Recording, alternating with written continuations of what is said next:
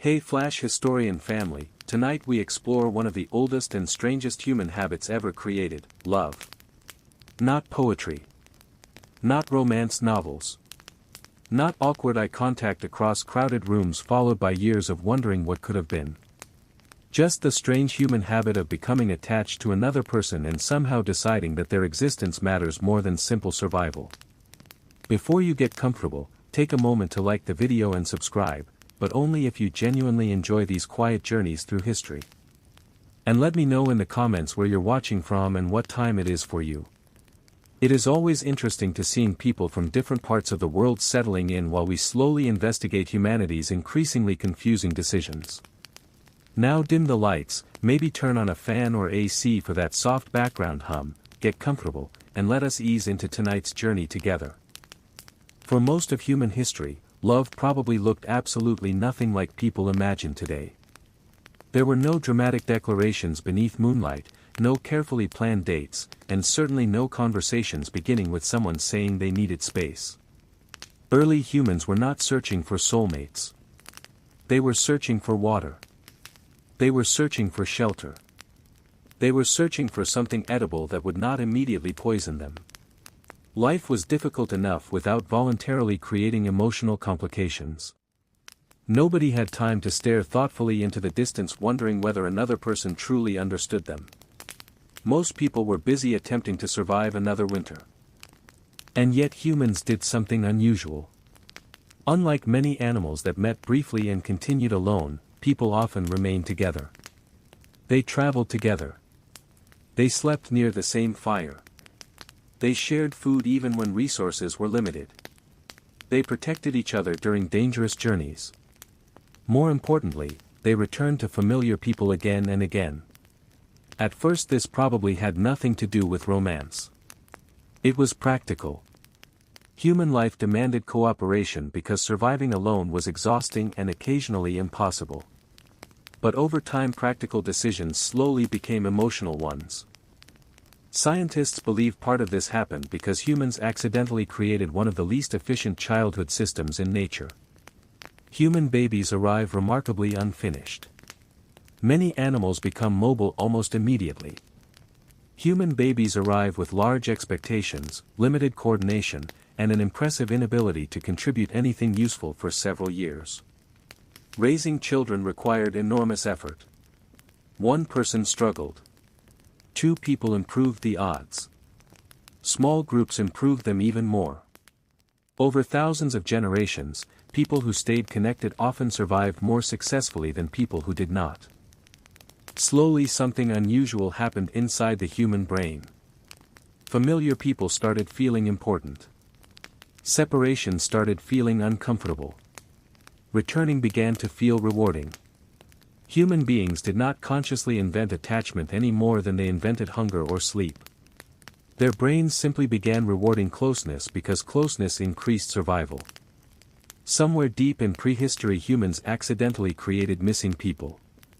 Suddenly absence meant something. Waiting meant something. Seeing somebody return safely meant something. Nature quietly transformed cooperation into emotion and then left humanity to deal with the consequences forever. Of course, once humans discovered attachment they immediately complicated it. People noticed certain individuals more than others. Preferences appeared. Jealousy appeared. Competition appeared. Somebody somewhere probably handed another person a particularly interesting shell and unknowingly invented romance. Human beings have been making ordinary situations emotionally complicated ever since. But before poetry, before weddings, before grand love stories and impossible expectations, there was something much simpler. There were tired humans sitting beside fires after difficult days quietly deciding they would rather face tomorrow together than alone. And strangely enough that tiny decision may have become one of the most important developments in human history. For most of human history, staying together was probably not romantic. It was practical. Modern people often imagine early humans choosing partners through meaningful conversations, shared interests, or some ancient version of compatibility. In reality, our ancestors were surrounded by cold nights, uncertain food supplies, dangerous landscapes, and enough daily problems to make emotional self-discovery feel extremely ambitious. If two people remained close to each other, the original reason was unlikely to be destiny. It was more likely because surviving alone required an unreasonable amount of effort. Early human groups lived in environments where cooperation quietly became one of the greatest advantages our species ever developed. Humans were not the fastest animals. They were not especially strong. They lacked claws, armor, sharp teeth, impressive night vision, and almost every feature that nature usually gives to creatures expected to survive outdoors. What humans did have was endurance, communication, and an unusual willingness to work together. Small groups hunted together, gathered together, traveled together, defended each other, and slowly learned that shared problems became slightly less terrible. Inside these groups something interesting began to happen. Certain people stayed close more often than others. Individuals began forming repeated social connections instead of constantly separating and reorganizing. Food was shared with familiar people. Risks were taken for familiar people. Attention became selective. Human brains started recognizing individuals not simply as members of the group but as people whose absence mattered. This may sound obvious now, but at the time it represented something surprisingly unusual in nature. Remaining emotionally invested in another individual creates complications. It creates worry, distraction, and occasionally unnecessary arguments. Evolution generally avoids unnecessary complications unless they provide useful results. And pair bonding turned out to be surprisingly useful. Human children demanded extraordinary amounts of care compared with most animals. A child needed years of protection, feeding, teaching, carrying, and repeated intervention to prevent unfortunate experiments with gravity, fire, and questionable objects found on the ground. Raising children successfully often became easier when more than one adult remained involved over long periods of time. Over generations, individuals who formed stable partnerships may have increased the chances of survival for themselves and their children.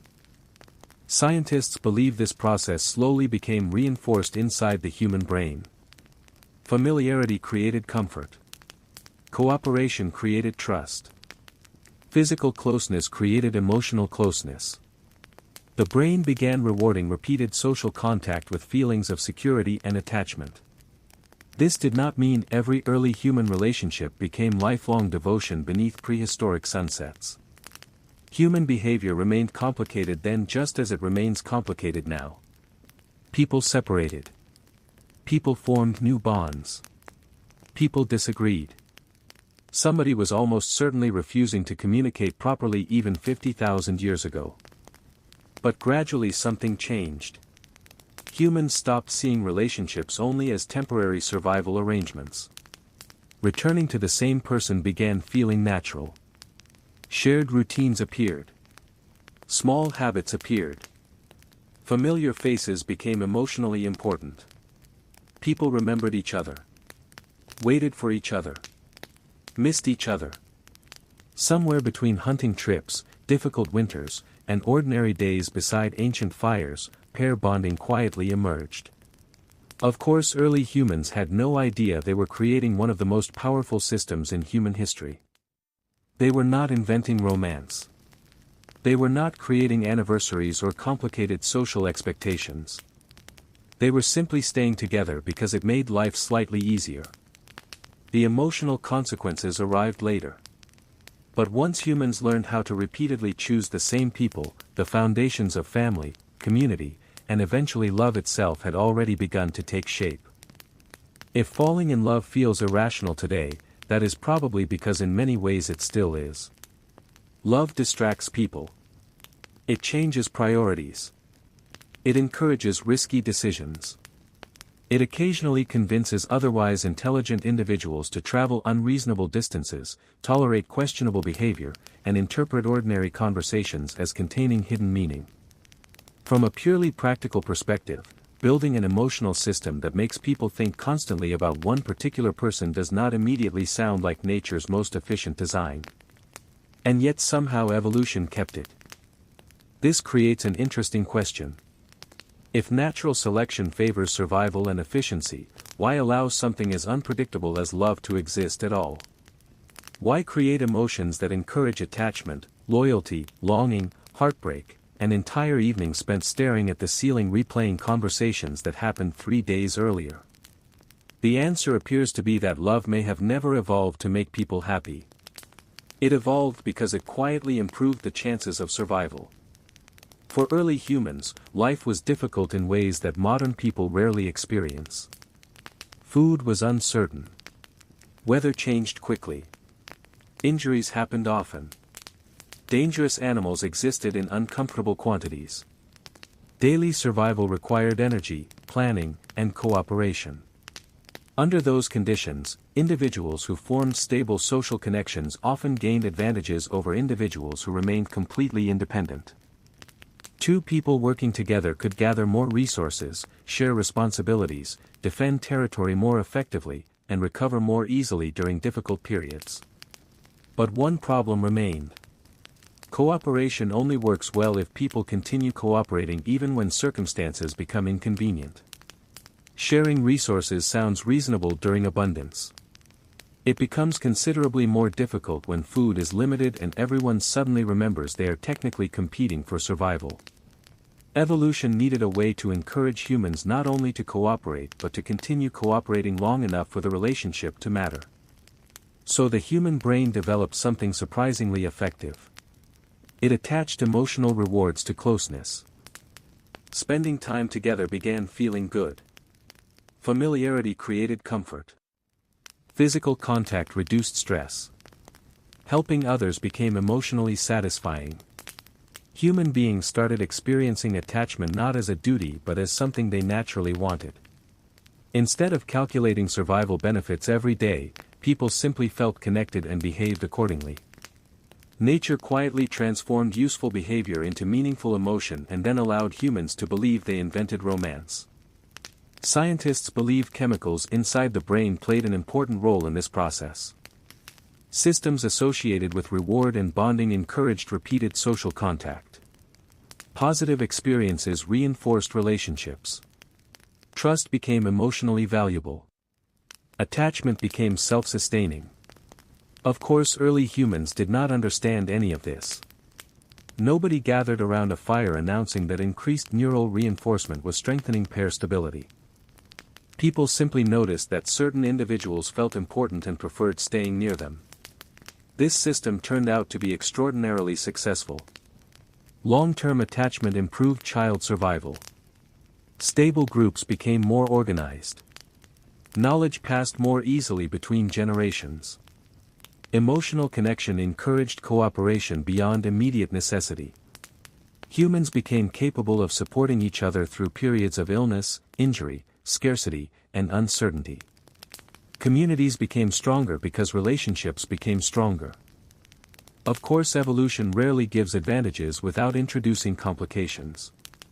The same system that created connection also created jealousy.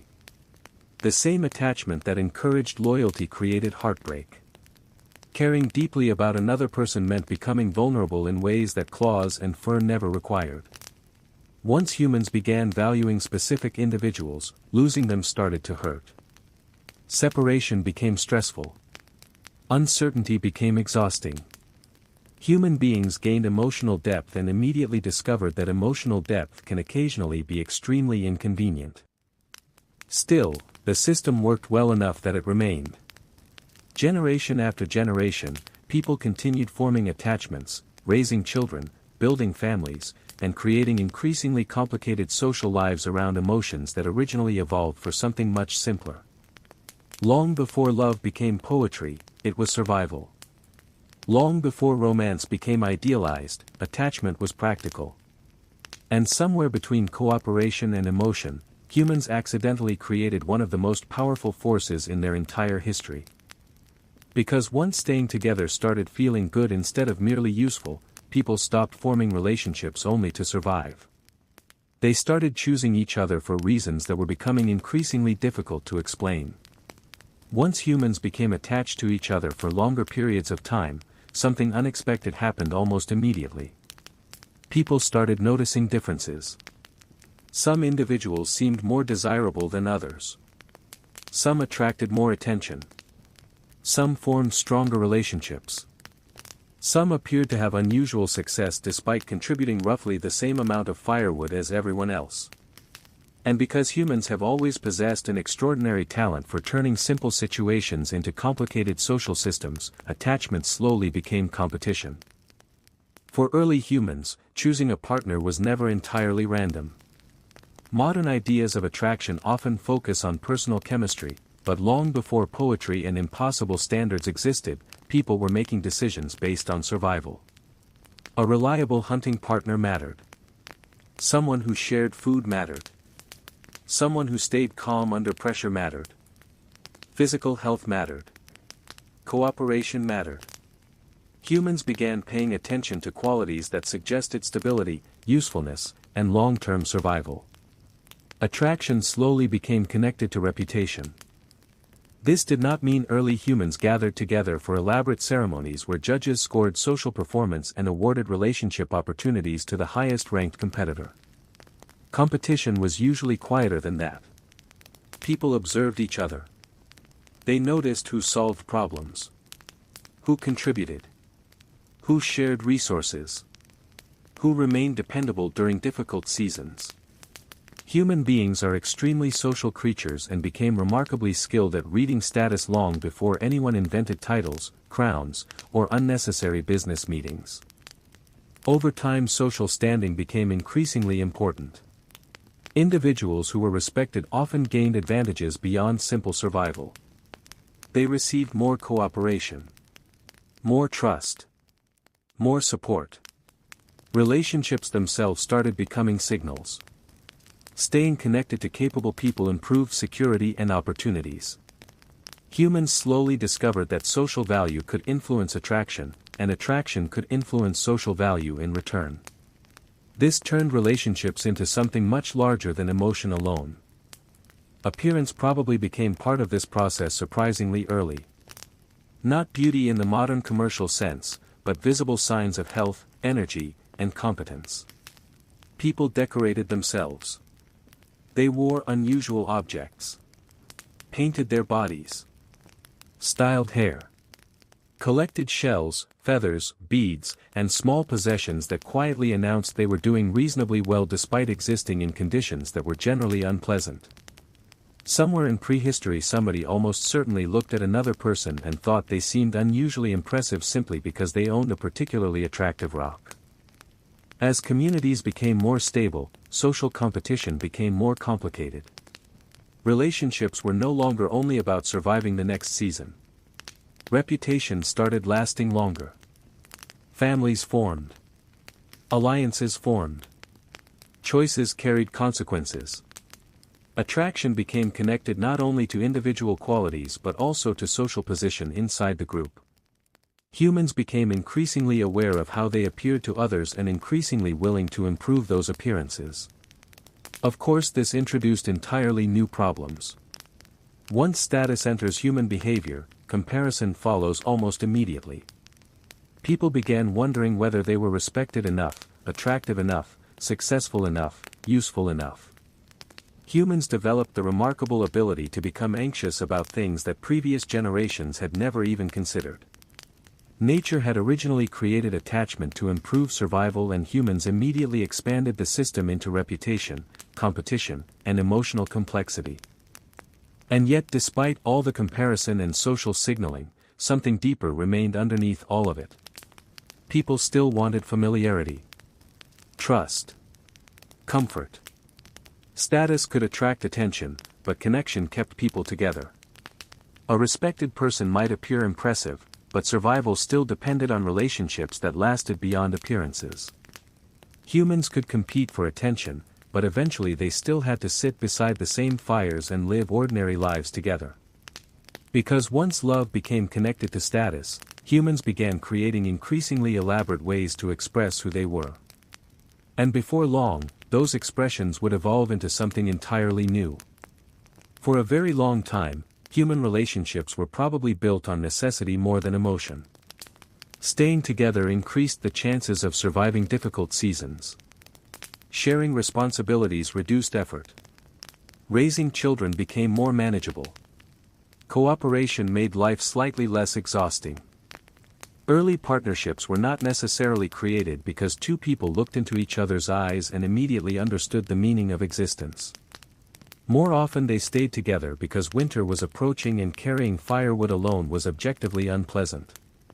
But something interesting happened once humans became better at surviving. As groups became more stable and food became slightly more predictable, relationships slowly gained room to become something more than practical arrangements.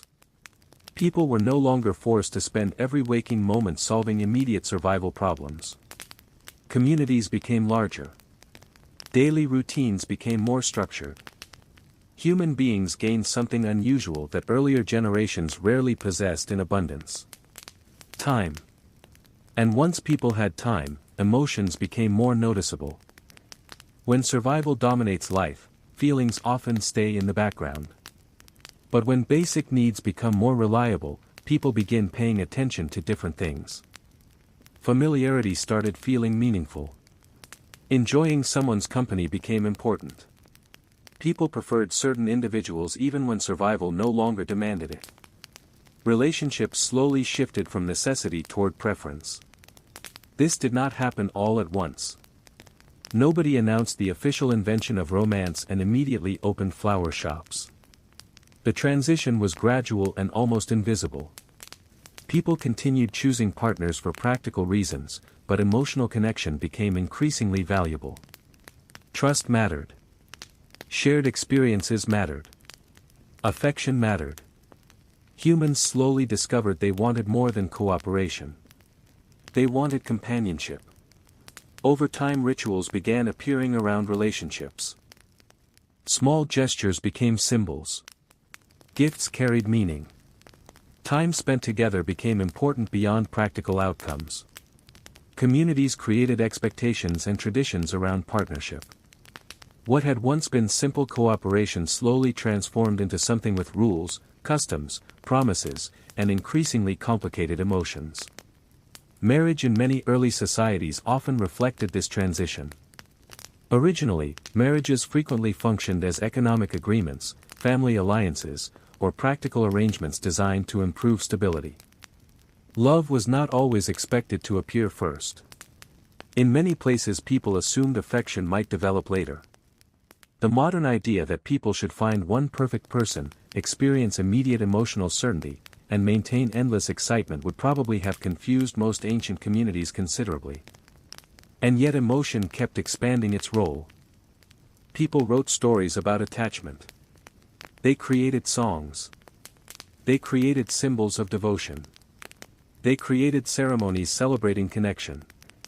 Human beings gradually stopped seeing relationships only as useful and started seeing them as meaningful. Partnership became connected to identity. Love became connected to purpose. Of course, this created entirely new problems. Once relationships became emotional rather than purely practical, expectations increased dramatically. People wanted understanding, loyalty, attention, appreciation. Humans discovered that emotional connection can be deeply rewarding and occasionally completely unreasonable. Nature originally created attachment to help people survive, and humans responded by creating heartbreak, impossible standards, and approximately half of literature. But despite all the complications, something important had changed. People were no longer staying together only because life was difficult. They began staying together because they wanted to. And that may be one of the strangest developments in human history. Because somewhere between shared fires, difficult winters, ordinary conversations, and thousands of years of gradual change, survival partnerships quietly transformed into romantic love. Humans stopped asking only who helps me survive and slowly began asking who do I want beside me, even when survival is no longer the question. And once that happened, love stopped being only an advantage. It became part of what people believed made life worth living. For something so ordinary today, kissing has a surprisingly mysterious history. Most people never stop to wonder who started it, why it happened, or which ancient human looked at another ancient human and decided that bringing faces together was somehow an excellent use of time. Kissing feels universal because it appears everywhere in modern life. It appears in romance, greetings, celebrations, family traditions, dramatic endings, awkward beginnings, and occasionally situations where both participants immediately wish they had made different choices. But once historians and scientists began asking where kissing actually came from, the answer became unexpectedly complicated. For a long time people assumed kissing must be ancient and universal simply because it feels natural to many humans now. The logic seemed straightforward. Humans have always formed relationships. Relationships involve affection. Affection eventually becomes kissing. Problem solved. History can go home early. But the more researchers looked into historical records and human behavior, the stranger things became. Because not all human societies kissed. Some cultures developed romantic kissing naturally. Others did not seem to practice it at all. Anthropologists studying different populations discovered that romantic kissing appears common in many places but not universal across all human groups. This raised an uncomfortable possibility. What if kissing was not inevitable? What if one of humanity's most recognizable behaviors was partly cultural rather than purely instinctive? Of course, this created another question immediately. If kissing was not guaranteed, then why did so many societies eventually develop something similar? One possible explanation begins much earlier than romance. Long before humans kissed for affection, parents may have already been placing their faces close to infants. In ancient societies, adults sometimes fed babies by chewing food first and passing softened food directly mouth to mouth. By modern standards this sounds deeply inconvenient and medically ambitious, but for much of human history survival rarely prioritized elegance. This close contact may have created early associations between safety, care, nourishment, and closeness. Another possibility involves smell. Humans do not usually think of themselves as animals that rely heavily on scent, mostly because people prefer believing they make decisions through reason and superior intelligence. Human history repeatedly suggests otherwise. Scientists have proposed that close facial contact may allow people to unconsciously detect information about health, familiarity, and compatibility. Ancient humans obviously did not explain attraction using chemical signaling and biological cues. They simply noticed that certain people felt pleasant to be near and others did not. Then there is the possibility that kissing emerged from something even simpler. Humans are highly social creatures. We touch constantly. We shake hands, hug, sit close together, pat shoulders, hold hands, and invent increasingly complicated greeting rituals depending on geography. Kissing may simply be one more expression of closeness that gradually became emotionally important over time. Historical evidence itself becomes surprisingly entertaining. Some of the earliest written references to kissing appear thousands of years ago in ancient texts. But these kisses were not always romantic. People kissed as signs of respect, loyalty, greeting, family connection, religious devotion, and social hierarchy. A kiss could communicate affection. It could communicate submission. It could communicate status. Human beings quickly discovered that once you invent a behavior involving physical closeness, it can immediately become socially complicated. Ancient life itself made kissing considerably less glamorous than modern stories suggest. There was no toothpaste. Dental care was limited. Daily hygiene depended heavily on time period, geography, and personal optimism. Romantic moments often occurred while surrounded by smoke, sweat, dust, animal smells, and diets that included remarkable quantities of onion and fermented things. Entire generations somehow continued believing this was worth doing. Still, kissing survived. Empires rose and disappeared. Languages changed. Kingdoms collapsed. Fashion made increasingly questionable decisions. Yet humans continued pressing faces together and attaching meaning to the experience. Which suggests that once kissing appeared, it fulfilled something people valued enough to keep repeating. But the strangest part of all may not be that humans started kissing. It may be that eventually they turned it into one of the most powerful symbols of love ever created. Jealousy has a surprisingly bad reputation for something that may have helped humans survive for thousands of years. Today people usually describe jealousy as uncomfortable, irrational, exhausting, dramatic, and occasionally responsible for messages that absolutely should not have been sent after midnight. But if jealousy feels unpleasant, that may be because unpleasant emotions often exist for practical reasons. Nature rarely designs emotional systems to feel elegant. It designs them to hold attention. For early humans, relationships gradually became more important than simple companionship. Once people started forming longer bonds, sharing resources, raising children together, and depending on specific individuals, a new problem appeared almost immediately. What happens if those relationships become unstable? What happens if somebody leaves? What happens if effort, trust, protection, food, or support suddenly disappears? Before attachment became emotionally meaningful, separation was simpler.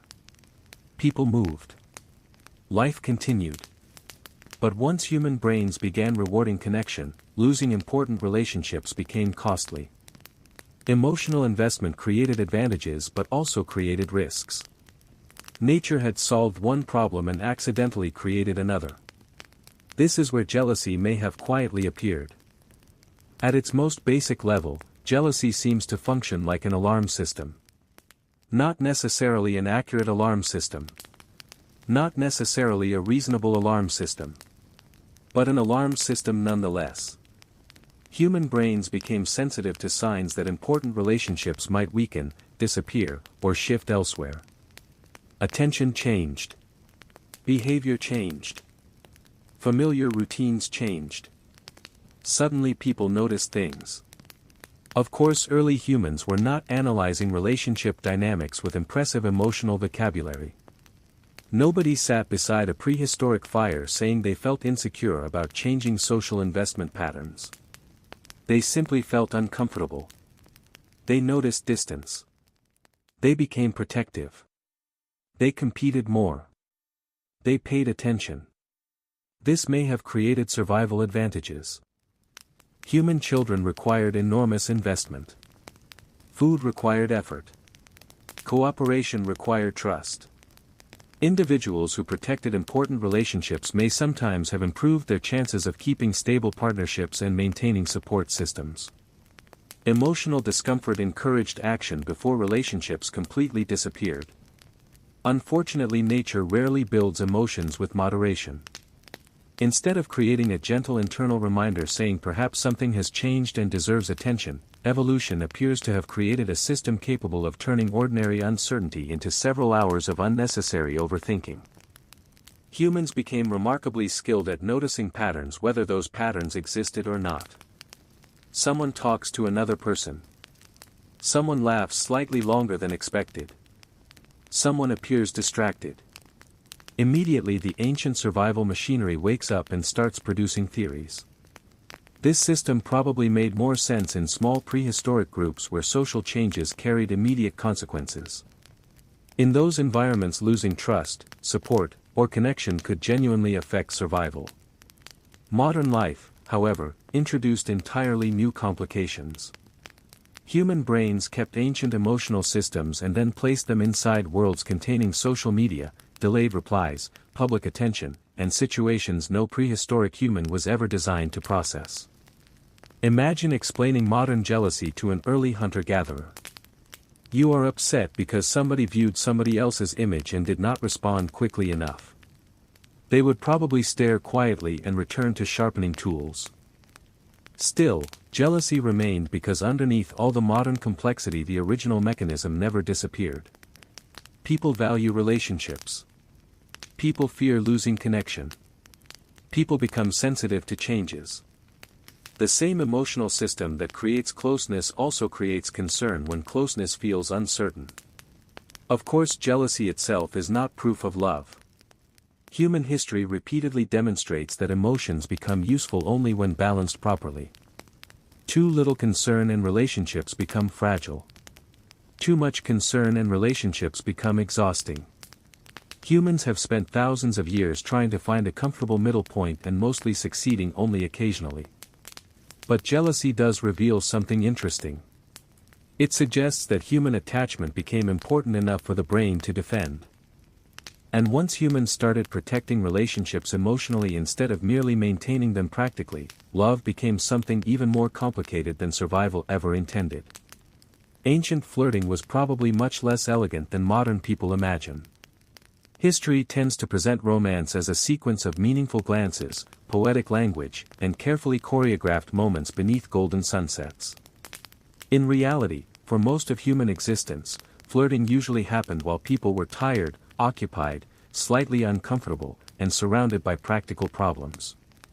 Long before dramatic romance existed, humans were already trying to attract attention, signal interest, and convince another person that spending more time together was somehow a good idea.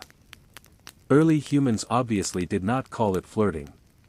Nobody gathered around prehistoric fires discussing confidence levels or asking friends whether a particular interaction meant anything. But people still noticed each other.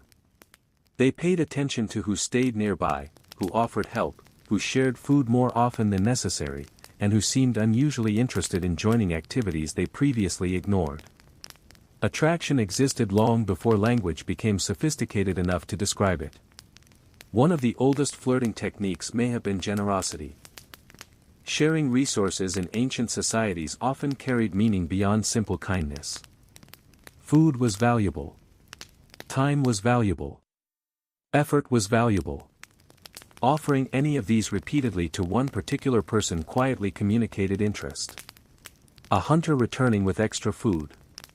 Someone helping gather supplies. Someone choosing to walk beside the same person repeatedly.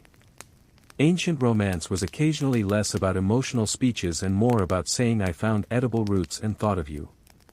Appearance also became surprisingly important quite early. Humans began decorating themselves thousands of years before written history. Shell necklaces appeared.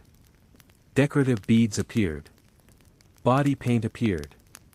Hair was arranged intentionally. Ancient people discovered something that remains completely unchanged today.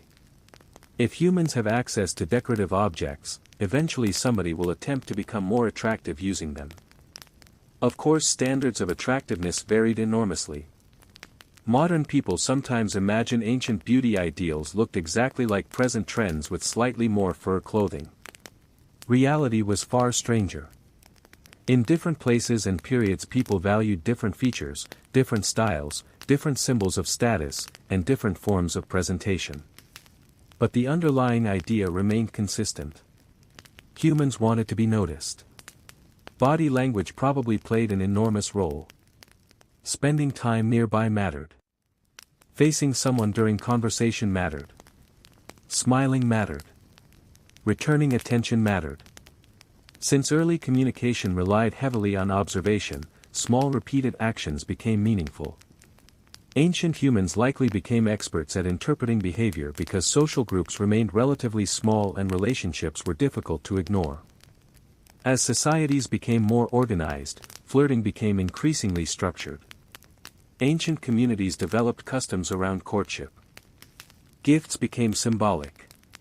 Clothing became expressive. Public behavior mattered. In some places people exchanged flowers. In others they exchanged poems, songs, handcrafted objects, or demonstrations of skill.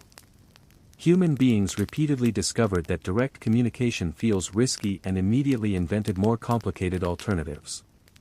Music, dancing, storytelling became useful. People who could entertain others often gained attention because competence itself became attractive. Somewhere in ancient history one person successfully made another person laugh and unintentionally created a strategy that would remain effective for thousands of years. Of course, ancient flirting was not always subtle. Historical records contain examples of surprisingly direct approaches. People wrote affectionate messages. Sent gifts. Composed dramatic declarations. Left symbolic objects. Occasionally they became extremely confident despite possessing very little evidence that confidence was justified. Human history strongly suggests that attraction has always encouraged optimistic decision-making.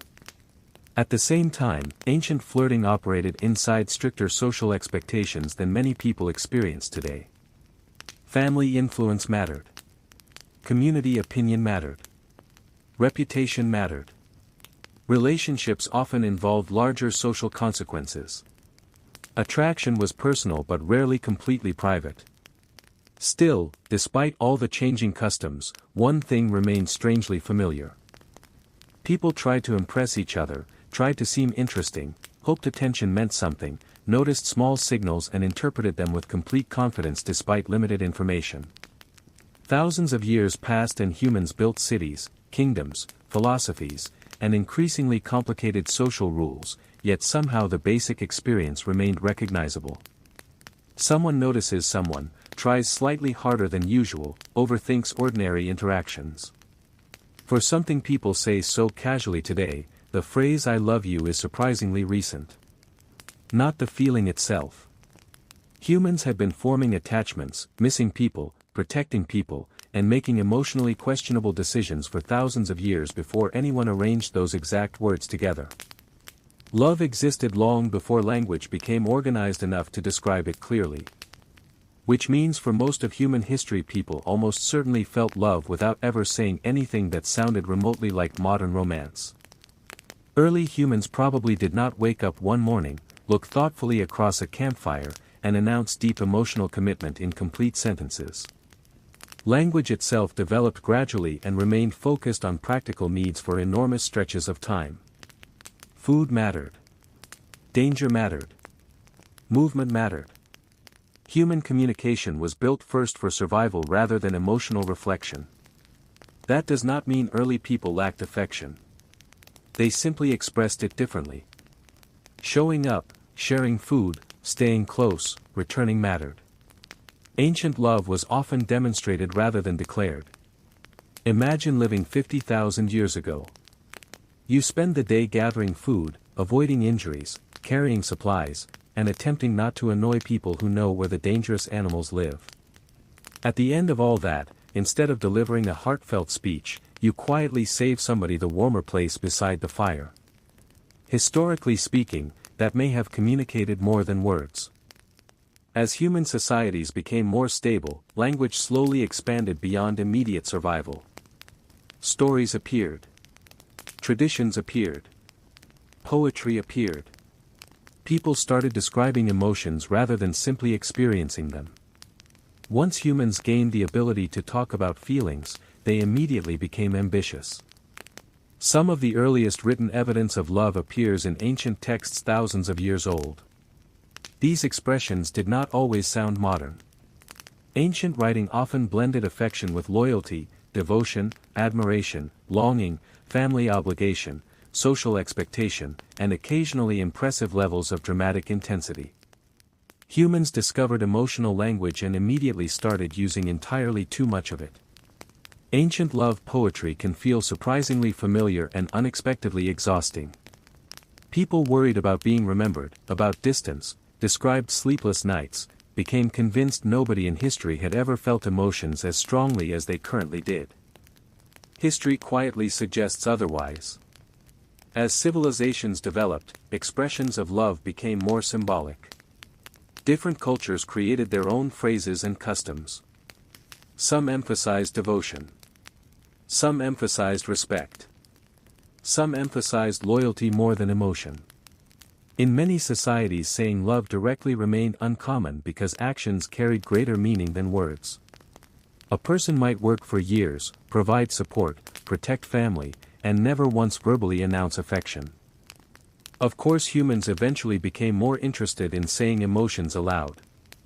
Poetry, songs, literature helped. Stories gradually encouraged people to think of love not only as duty or connection but as something personal and expressive. Emotional language expanded. Relationships became more individual. Feelings became things people expected to communicate. The interesting part is that saying "I love you" may actually be more difficult than feeling it. Words create clarity. Once emotions become spoken, they become visible. Early attachment required action. Language required vulnerability. Human beings have always seemed strangely willing to cross mountains for love while simultaneously becoming nervous about saying 3 simple words. Even today people invent remarkable alternatives. Drive safely. Message me when you get home. Eat something. Take care. Did you arrive? These phrases rarely appear in ancient poetry, but the meaning often feels familiar. Because underneath language itself, humans may not have changed very much. For most of history people did not necessarily say I love you. Dating customs in history were often far stranger than people imagine. Modern romance tends to assume that attraction naturally leads to conversation, conversation leads to spending time together, and eventually somebody becomes unnecessarily nervous about sending messages. But for most of human history, relationships followed rules that could feel completely unfamiliar today. Courtship was rarely casual. Families became involved. Communities became involved. Entire systems appeared around the simple question of whether 2 people should spend more time together. In many early societies, choosing a partner was less about personal chemistry and more about practical compatibility. This sounds unromantic until you remember that for most people survival itself remained a group project. Marriage and partnership affected work, family stability, resources, protection, and social standing. Attraction still existed, but people often treated attraction the same way modern people treat weather forecasts. Interesting information but not necessarily enough to make important decisions. One surprisingly common custom involved public observation. Rather than private dates, people spent time together under conditions where absolutely everybody could quietly monitor the situation. Families watched. Neighbors watched. Communities developed remarkable skills for appearing occupied while paying complete attention. Human beings have apparently enjoyed discussing other people's relationships for an impressively long time. Gift-giving became another strange and complicated tradition. Today flowers seem ordinary. Historically people exchanged objects carrying practical and symbolic meaning. Food, handmade items, jewelry, fabric, crafted tools, decorative objects, and unusual local materials all became ways to express interest.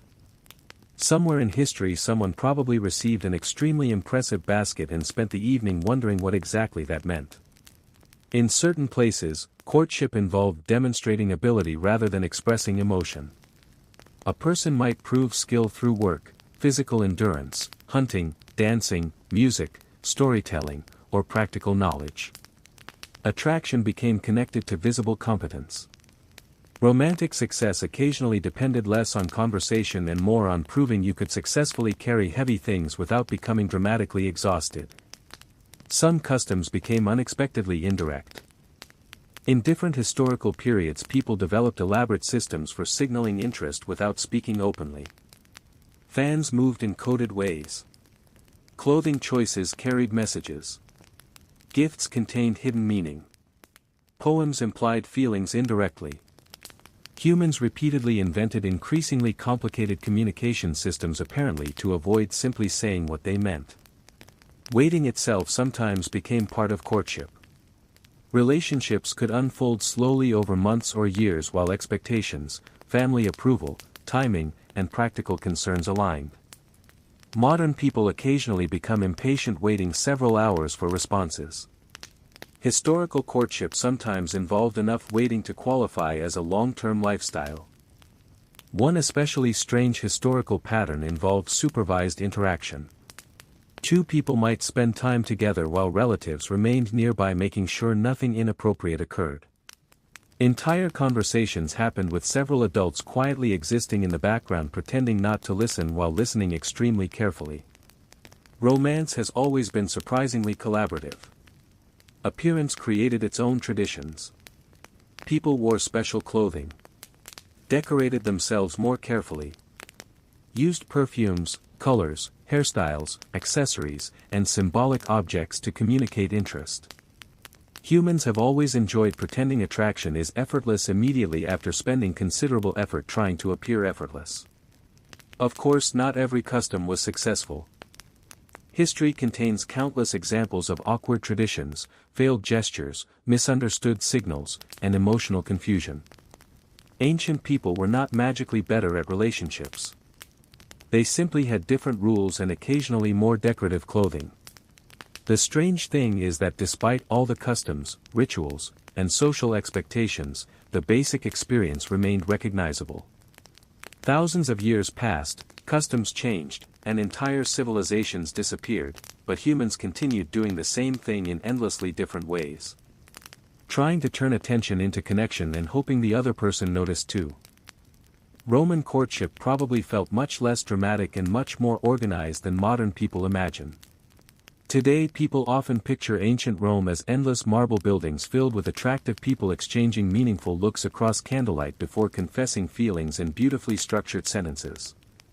Real Roman life was usually less theatrical and involved considerably more family discussions, social expectations, legal concerns, and people trying not to make themselves look foolish in front of relatives.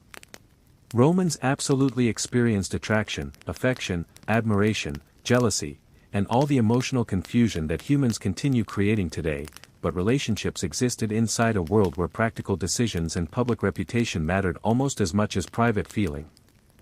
For much of Roman history, marriage and love were not automatically treated as the same thing. Romans believed affection could exist inside marriage, but marriage itself often served larger purposes. Families gained connections. Social positions became stronger. Property remained organized. Alliances formed. Future generations became more secure. This sounds unromantic until you remember that most societies throughout history treated survival as a group effort rather than a personal adventure. People still fell in love, but love was expected to cooperate with reality instead of replacing it. This did not prevent courtship from becoming surprisingly emotional. Young Romans still noticed each other. People still cared about appearance. They still paid attention to conversations, remembered small interactions, and occasionally convinced themselves that ordinary moments carried enormous meaning. Human beings have always possessed a remarkable ability to transform brief eye contact into unnecessary philosophical reflection. Roman life created plenty of opportunities for these interactions because relationships often developed through repeated public encounters rather than private meetings. Religious festivals, public celebrations, markets, banquets, family visits, and social gatherings created spaces where people could observe each other repeatedly over time. This meant Roman attraction relied heavily on attention and familiarity. Someone remembered your name. Someone greeted you differently. Someone stayed longer during conversation. Someone laughed more than usual. Small details became important because opportunities for private expression were often limited. Humans have always been experts at interpreting tiny social signals with unreasonable confidence. Somewhere in ancient Rome a person almost certainly returned home completely convinced their future had changed because another person smiled for slightly longer than expected. Family influence remained extremely important throughout courtship. Roman households often operated under strong parental authority and major relationship decisions frequently involved approval from older family members. This created a system where attraction became mixed together with expectation and reputation. Courtship did not always mean two individuals privately exploring emotions. Sometimes entire households quietly participated.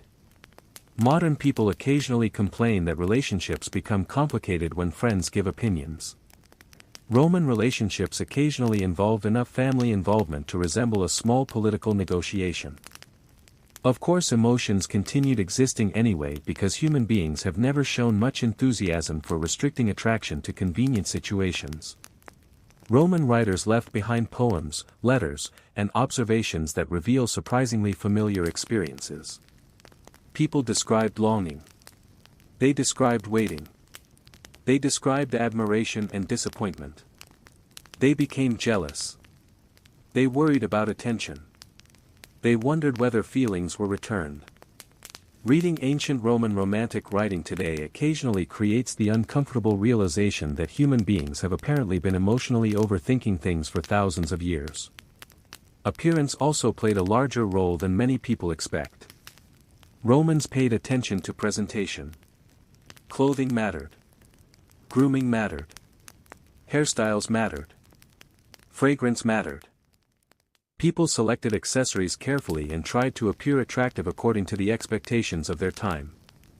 Not because Romans invented beauty standards, but because humans across history repeatedly arrive at the same conclusion that if another person might notice them, suddenly appearance becomes unexpectedly important. Entire civilizations have quietly been built on this exact observation. Gift-giving gradually became another part of Roman courtship. Decorative objects, personal items, letters, poems, and small luxuries carried meaning beyond their practical value. Romans understood something humans still understand today. A gift rarely succeeds because of the object itself. What matters is the message hidden inside it. Someone remembered. Someone noticed. Someone spent effort. Ancient Romans simply expressed this with more wax tablets and fewer unread messages.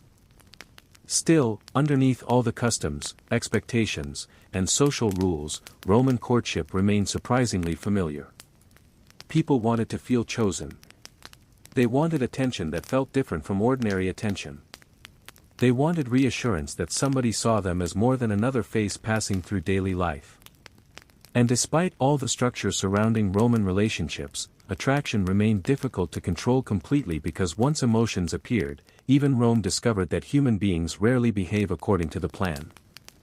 Walking into a medieval bathhouse would probably feel less shocking than modern people expect and more crowded than most people would prefer. Modern imagination often treats medieval bathing in extremes, either imagining that nobody washed at all or imagining elegant stone halls filled with peaceful steam and perfect historical lighting. Reality was usually much more ordinary. A bathhouse in many medieval towns existed as part of everyday life, and people visited for reasons that had as much to do with warmth, routine, and conversation as actual cleanliness.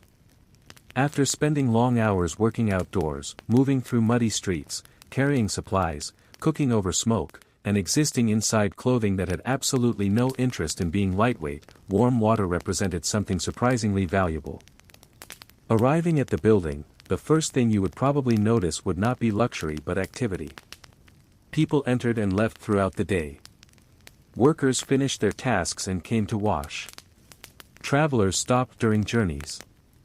Neighbors visited at similar hours and recognized each other. Heat escaped through doors and openings while water was continuously heated somewhere inside through systems requiring fuel, labor, and constant attention. Medieval hot water did not appear automatically from walls. Every bucket represented effort. Every warm room represented somebody carrying wood, tending fires, moving water, and solving practical problems before anybody could enjoy relaxing for even a few minutes. Inside, the atmosphere changed immediately. The air became warmer and heavier. Steam softened the edges of the room while benches, tubs, wooden containers, cloths, and people filled the space in ways that would probably feel unfamiliar to modern visitors. Privacy existed differently. Bathing was often social before it became personal. People talked while washing. They exchanged local news, discussed prices, complained about weather, shared stories, and quietly observed everyone else while pretending not to. Human beings throughout history have shown remarkable consistency in believing they are simply making conversation while collecting enormous amounts of information about everybody nearby. Clothing gradually disappeared as practicality took over. Medieval clothing involved layers, belts, ties, heavy fabrics, and materials designed more for surviving weather than for convenience. Removing everything took time, and putting everything back on later required slightly more concentration than modern people usually expect. Some visitors wore simple coverings depending on local custom, and different places followed different expectations because medieval Europe was never one unified place operating under identical rules. What happened in one town might feel completely normal there and completely strange somewhere else. The actual process of bathing itself looked less luxurious and more physical than modern routines. Water had to be shared, replaced, heated, moved, and managed carefully. Soap existed but varied in quality and availability. Cloths, scrubbing, rinsing, and steam all mattered. Wealthier visitors sometimes added oils or pleasant scents because humans have always remained optimistic that smelling better automatically improves everything else. Of course, after long days of physical labor, smoke, animals, crowded streets, and limited laundry opportunities, expectations were probably different from modern standards anyway. As time passed inside the bathhouse, people relaxed in ways that had very little to do with cleanliness alone. Warm spaces changed mood. Conversations slowed. Bodies recovered from physical work. The ordinary discomfort of medieval life briefly became easier to ignore. Cold weather remained outside. Responsibilities waited elsewhere. For a short time people could simply exist in warmth surrounded by familiar sounds and familiar people. It is easy to underestimate how meaningful this would have felt in a world where comfort was expensive and everyday life regularly demanded effort. Of course, bathhouses eventually developed reputations beyond bathing because history repeatedly demonstrates that whenever humans create warm places where people gather regularly, stay longer than necessary, and enjoy themselves, additional social complications eventually appear. Authorities noticed. Rules appeared. Opinions appeared. Different places reacted differently. But underneath all of that, the ordinary visitor probably cared less about historical debates and more about something simpler. Warm water felt good. Rest felt good. Leaving cleaner than you arrived felt good. And after stepping back outside into cold streets and ordinary life again, that small amount of comfort probably felt worth every bucket. After spending enough time inside a medieval bathhouse, you would eventually begin noticing that people were not really there only to become clean. The bathhouse functioned as one of those historical spaces that quietly collected different purposes until nobody could separate them anymore. It was part routine, part comfort, part social gathering, and occasionally part escape from ordinary life. People arrived carrying the mood of the outside world with them and slowly set it down as the warmth took effect. Work became less urgent. Streets became less noisy. Conversations became less hurried. Medieval people, despite living in worlds that modern imagination often turns into endless hardship, still looked for places where daily life felt easier for a little while. Sitting inside the warm rooms, you would probably hear discussions moving from practical matters into everything else humans always discuss once basic comfort is achieved. Somebody would complain about local prices. Somebody would repeat news from another town with increasing confidence each time they told it. Somebody would describe weather as though personally offended by recent conditions. People exchanged information because information itself had value. Long before phones, newspapers, and endless notifications, news moved through conversations, and bathhouses quietly became one of those places where local knowledge gathered naturally. You might also begin noticing small details about status without anyone announcing them directly. Wealthier visitors sometimes brought finer cloths, better oils, or slightly more attention to appearance. Others arrived with simpler routines and practical expectations. But one of the strange effects of shared spaces throughout history is that for a short time people occupied the same warmth regardless of status outside. Medieval life remained deeply structured, but warm water had a way of making everyone look temporarily less impressive. Expensive clothing disappeared. Decorative layers disappeared. Titles mattered slightly less while everyone sat surrounded by steam attempting to look comfortable. Attendants continued moving through the rooms doing work that made relaxation possible for everyone else. Water needed attention constantly. Fires had to remain active. Buckets had to be carried. Areas had to stay usable. Nothing inside the bathhouse maintained itself automatically. Comfort throughout history usually depended on invisible labor happening in the background. Someone was always heating something, moving something, cleaning something, fixing something, or making sure the entire system continued functioning while visitors quietly enjoyed the results. Food and drink sometimes appeared as well depending on place and period because humans consistently reached the conclusion that sitting comfortably becomes even more enjoyable if eating can somehow be included. Conversations became longer. People stayed beyond the strictly necessary amount of time. Relaxation expanded in exactly the way authorities throughout history occasionally found suspicious. Human beings have always shown a talent for transforming useful public spaces into places where nobody leaves on schedule. As evening approached, the atmosphere gradually changed again. Visitors began preparing to leave, and suddenly the practical reality of medieval clothing returned. Layers came back. Belts returned. Shoes returned. Hair was adjusted. Outer garments went back on. Warm skin met cooler air, and everybody briefly regretted existing outside the bathhouse. Stepping outdoors after warmth probably felt familiar in a way modern people still understand immediately. The street seemed colder than before. Responsibilities returned faster than expected. People walked home carrying small signs that they had briefly escaped ordinary discomfort. Clothes felt cleaner. Muscles felt lighter. Conversation stayed in memory. For a short time life had slowed down. Tomorrow would bring work again, weather again, obligations again, and all the ordinary difficulties waiting outside heated walls. But for one evening there had been warm water, familiar voices, and the rare historical luxury of doing something not because survival demanded it but because it simply felt good. And that may be one of the easiest parts of medieval life to recognize today, because even across centuries, different buildings, and completely different routines, humans never really stopped searching for places where they could sit in warmth for a while and forget about everything waiting outside. If you returned to the bathhouse often enough, another strange detail would slowly become obvious. Medieval people did not treat bathing as a luxury in the modern sense, because luxury suggests excess, and most historical people understood comfort differently. Warmth, clean water, and time without immediate responsibilities were not extravagant dreams. They were ordinary pleasures that became meaningful precisely because they were not available constantly. Medieval life contained enough physical effort that moments of comfort rarely needed elaborate explanations. Regular visitors probably developed routines around these visits in ways that would feel surprisingly familiar today. People arrived at similar times, expected to see certain faces, and unconsciously created social patterns around the experience. Somebody always arrived early. Somebody stayed longer than necessary.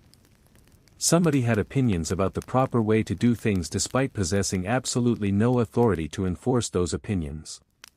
Human beings have repeatedly shown that if enough people gather in one place long enough, somebody eventually becomes unofficially responsible for explaining how everyone else should behave. The bathhouse also created unusual moments where ordinary appearance temporarily became less important. Medieval daily life involved layers of visual information. Clothing suggested occupation, status, region, and circumstance. People understood each other partly through what they wore because clothing carried practical and social meaning. Inside the bathhouse much of that disappeared. Expensive fabrics were removed. Work clothes disappeared. Decorative details became less visible. For a brief time people appeared more alike than usual, which probably changed social interactions in subtle ways. It is difficult to maintain complete dignity while carrying a wooden bucket and attempting not to slip. This did not mean bathhouses became places free from social rules. Medieval communities remained deeply aware of behavior, reputation, and expectations. People observed each other constantly. Customs shaped who attended, how they behaved, and how long they stayed. Different regions treated bathing differently, and different centuries developed their own attitudes. Medieval history rarely allows simple universal statements because the period itself stretches across enormous distances and changing beliefs. One town might treat bathing as completely ordinary while another approached it with more caution. History consistently refuses to become convenient. Seasonal changes probably altered the experience dramatically as well. During colder months the bathhouse may have felt especially important.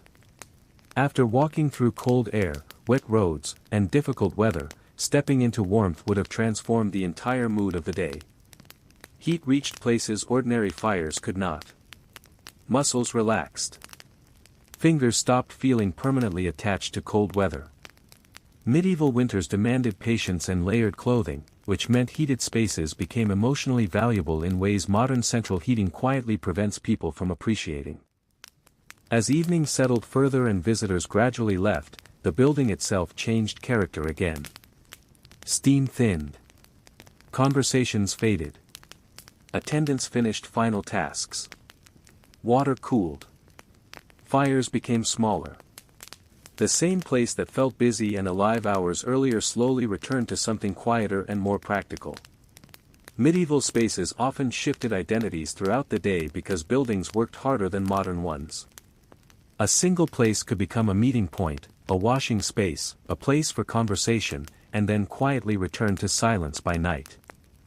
Walking home afterward, people probably carried something difficult to describe but easy to recognize. They were not transformed. Life outside remained exactly the same. Tomorrow still contained work, weather, responsibilities, and whatever minor disasters ordinary existence had prepared in advance. But for a little while they had stepped into warmth, slowed down, spoken with familiar people, and remembered that daily life could contain moments that served no purpose except feeling slightly better. And perhaps that is why bathhouses remained important for so long, because underneath all the changing customs and historical details they offered something humans continue searching for today. Not perfection. Not luxury. Just a warm place, familiar voices, and an hour where the world felt easier than usual. Morning inside the household of a Byzantine noblewoman probably began much earlier and much less dramatically than modern imagination expects. Popular images of historical luxury tend to assume people spent entire mornings reclining beside open windows while attendants slowly arranged beautiful clothing and somebody quietly played music in another room. Real mornings, even wealthy ones, usually began the same way most human mornings always begin, with people waking up slightly unwillingly and immediately remembering that existence requires participating in the day again. The room itself would likely feel darker than modern spaces. Windows existed but did not flood interiors with endless natural light. Thick walls softened outside noise and preserved temperature while fabrics, furniture, storage chests, lamps, and carefully arranged possessions shaped the room. Nothing inside was accidental because objects represented labor, expense, trade, and status. A noble household contained comfort, but comfort throughout history always depended on maintenance. Someone cleaned. Someone organized. Someone repaired. Elegant rooms rarely happened naturally. Waking did not mean immediately leaving bed. Sleeping arrangements across history varied enormously and mornings often unfolded more gradually than modern schedules allow. The first awareness would probably come through sound before movement. Quiet conversation elsewhere in the household. Doors opening. Footsteps. Fabric moving. Activity beginning in kitchens and workspaces. Wealth did not remove routine. It simply changed who performed different parts of it. Clothing became important almost immediately because Byzantine life placed enormous attention on appearance, presentation, and social identity. Clothing was not treated as simple personal preference. Fabric quality, colors, decoration, and construction communicated position and refinement. A noblewoman did not get dressed only for comfort. She dressed to exist correctly inside her social world. This did not necessarily mean enormous ceremonial effort every morning, but it did mean appearance carried meaning. Before clothing came washing and preparation. Modern bathrooms create the impression that morning routines require one room containing everything at once.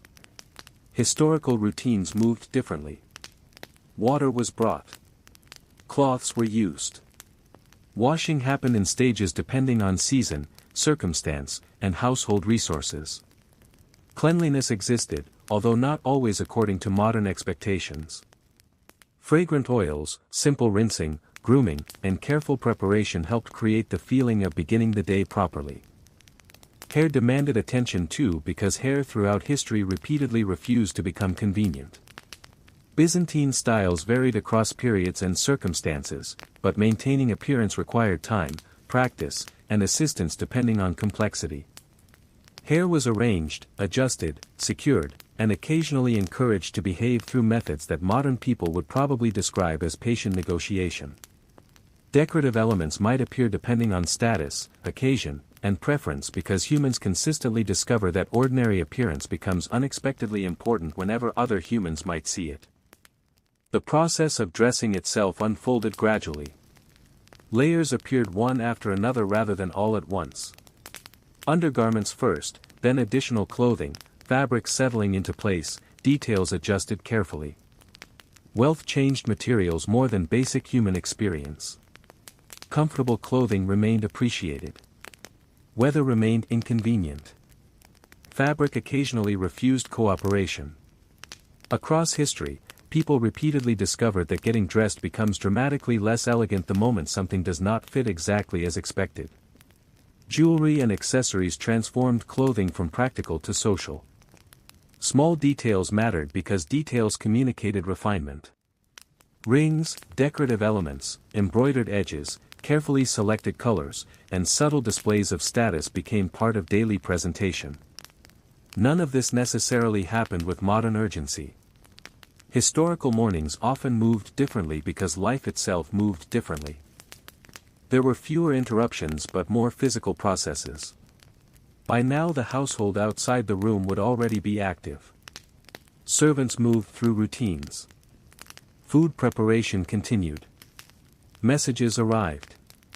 Family members began appearing. Windows opened further.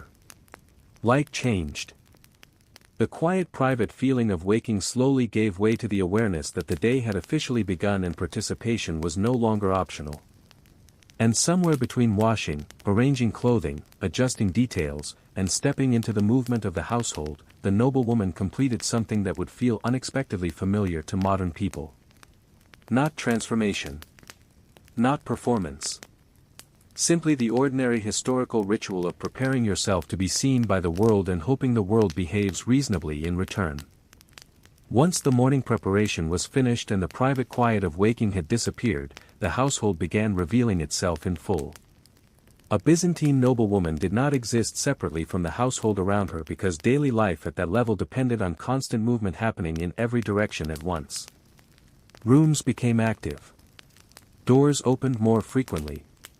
Servants moved between tasks carrying objects that somehow always looked heavier than expected.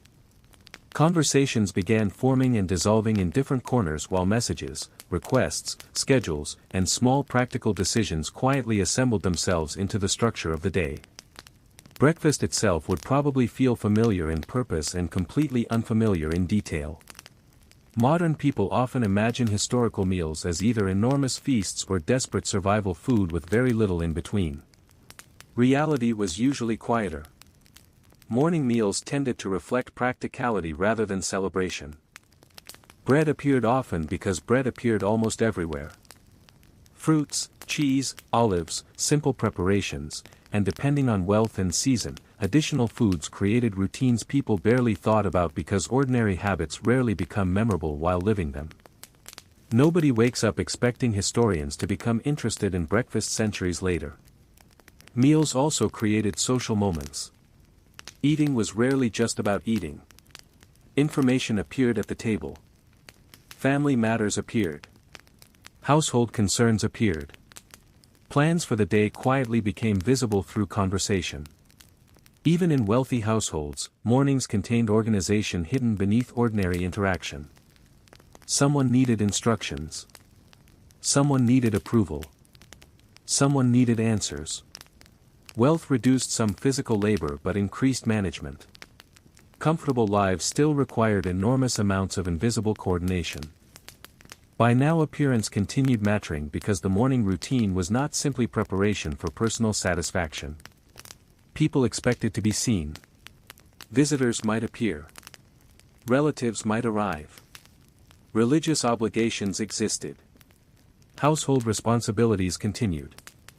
Presentation remained part of daily life because Byzantine society paid close attention to visual order. Clothing was not only worn. It communicated. Fabrics reflected access, status, and refinement in ways immediately understood by people living inside that world. Moving through the household itself revealed another difference from modern expectations. Wealth did not necessarily mean unlimited private space. Houses contained activity. People crossed paths constantly. Work happened nearby. Daily life felt more interconnected. Servants, relatives, guests, children, attendants, and workers created environments where complete solitude was less common than modern life often assumes. Privacy existed differently and people adapted accordingly. Windows and courtyards gradually changed character as morning became day. Light entered more strongly and rooms transformed with it. The same spaces that felt enclosed and quiet earlier now became brighter and more active. Air moved differently. Sounds from outside became clearer. Streets carried movement. Markets opened. Animals appeared. Somewhere nearby somebody was already discussing business with unnecessary confidence. Cities throughout history have remained remarkably consistent in beginning the day with more noise than anyone feels prepared to accept. Household responsibilities also became more visible during this part of the morning. A noblewoman's role varied depending on period, family, and circumstance, but influence inside the household often extended through management rather than public visibility. Resources needed attention. Textiles needed organization. Food supplies existed. Staff required direction. Social obligations had to be remembered. The household itself functioned partly because people quietly maintained systems before problems appeared. At the same time, moments of personal routine still existed. Reading, embroidery, conversation, religious practice, checking ongoing projects, observing household activity, and countless small decisions filled hours in ways that probably felt ordinary while living them in unexpectedly fascinating centuries later. Historical life always appears more dramatic from the outside because nobody records the quiet moments when nothing extraordinary happens. And perhaps that is the strangest part of imagining these mornings. Despite the silk, architecture, rituals, and distance of time, much of the experience feels recognizable. Waking up slowly. Preparing carefully. Eating while thinking about responsibilities. Looking outside and realizing the day has officially started whether you feel ready or not.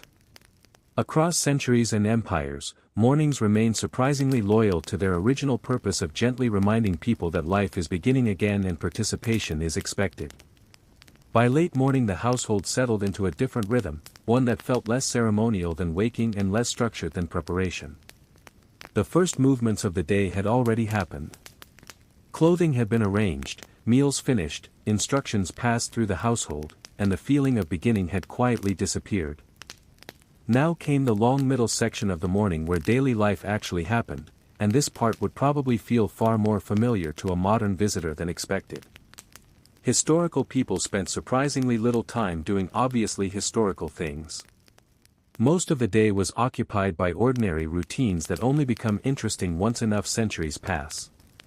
A Byzantine noblewoman moving through this period of the day would not necessarily be surrounded by constant luxury or dramatic events.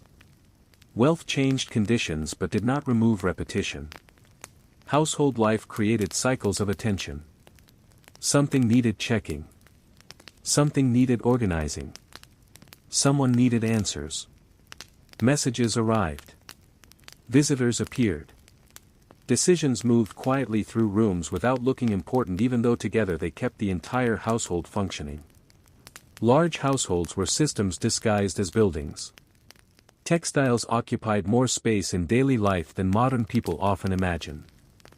Fabric represented expense, labor, trade, storage, maintenance, and status all at once. Clothing was valuable. Curtains mattered. Decorative cloth mattered. Household textiles demanded care because replacing them was not simple. A noblewoman might oversee repairs, inspect work, discuss materials, or simply remain aware of the condition of objects that formed the visible identity of the household. It is difficult to appreciate historical fabrics fully until remembering that almost every piece required human effort measured in hours rather than convenience. Rooms themselves changed character depending on time of day. Morning light shifted slowly across walls and floors, making some spaces warmer and others less inviting. Interiors were not designed around permanent artificial brightness. People moved with light more naturally because light itself shaped activity. Windows became useful at certain hours. Courtyards changed mood. Areas that felt private earlier became active. Historical life was constantly negotiating with daylight. Conversation filled much more of the day than modern schedules often allow. Not endless philosophical debates beside fountains as paintings sometimes suggest, but ordinary conversation. Family matters, practical concerns, stories repeated with increasing confidence, observations about people who were not currently present, questions about future events, opinions about local conditions, and all the endless small exchanges that quietly hold communities together. Human beings throughout history remained deeply committed to discussing each other while insisting the discussion served entirely practical purposes. There were quieter moments too. Reading if education and circumstances allowed it. Religious reflection. Needlework. Observing activity from shaded spaces. Watching movement in courtyards below. Looking through windows not because anything important was happening but because people have always occasionally stared outside while avoiding beginning the next task. Historical life was not permanently dramatic. It contained pauses. Servants and attendants continued moving through their own routines nearby, creating the strange historical experience where comfort depended on seeing work without always participating directly in it. Fires required attention. Water moved constantly. Food preparation continued. Objects appeared and disappeared. Nothing remained effortless for long because before modern systems existed, every ordinary convenience still had to travel physically through somebody's hands. By this point in the morning the carefully prepared appearance from earlier had softened slightly into ordinary presence. Clothing settled naturally. Hair no longer looked freshly arranged. The formal feeling of beginning the day gave way to something more human and less constructed. This may be one of the least discussed historical experiences because paintings and stories prefer perfect moments, but real people throughout history probably spent most of their lives existing somewhere between prepared and tired. And as sunlight continued changing across the household and the activity of the morning gradually stretched toward midday, there would already be a quiet awareness that half the day remained ahead. More conversations. More routines. More responsibilities. More small moments that would disappear unnoticed into ordinary life. Because even inside silk, stone, and wealth, most days in history were not remembered while they happened. They simply unfolded one ordinary hour at a time. By the time late morning began drifting toward midday, the household reached a quieter kind of momentum where the excitement of beginning had disappeared and the rest of the day stretched forward with the calm certainty that there would always be more things to do. This part of the morning probably looked less impressive than paintings suggest and more familiar than people expect. Historical life, even wealthy historical life, rarely unfolded as a sequence of dramatic scenes. Most of it happened in ordinary moments that nobody at the time would have considered worth recording. Inside the household, activity continued in ways that became almost invisible through repetition. Doors opened and closed. Footsteps crossed the same routes they crossed every day. Objects moved between rooms. Messages arrived. Requests appeared. Conversations restarted where they had ended earlier. Nothing looked extraordinary because ordinary life rarely announces itself while it happens. The difference was not that historical people lived more dramatically. The difference was that every ordinary task involved more visible effort. Light continued changing through the rooms and quietly rearranged the feeling of the house without moving a single object. Earlier spaces that felt private became brighter and more public. Cooler corners became more attractive. Courtyards gathered activity while interior rooms slowed slightly. Without modern lighting flattening the entire day into one continuous brightness, people became surprisingly aware of time simply by watching how rooms changed. Historical life often followed light with more loyalty than clocks. A Byzantine noblewoman at this point in the day would probably not think of herself as participating in history. She would think about practical things. Which conversations still needed to happen? Whether expected visitors might arrive. Whether supplies looked correct. Whether family obligations had been remembered. Whether some small household issue was becoming larger than necessary. Human history repeatedly gives the impression of grand events while actual people spent enormous amounts of time quietly managing situations before they became inconvenient. Appearance remained present but no longer required attention every minute. Clothing settled into the day. Fabrics moved differently after several hours of wear. Jewelry became less noticeable. Hair escaped small amounts of organization despite earlier effort because history consistently demonstrates that human hair has never fully accepted authority. The polished feeling of morning slowly became ordinary existence again. Meals later in the day were already beginning to influence household rhythm. Kitchens adjusted. Food preparation continued. People moved with increasing awareness of time without necessarily measuring it precisely. Smells changed throughout the building. Activity shifted. Somebody somewhere was already asking questions about arrangements while somebody else quietly wished everyone would wait a little longer. There were quieter moments too. Looking outside from shaded spaces. Watching movement below without participating.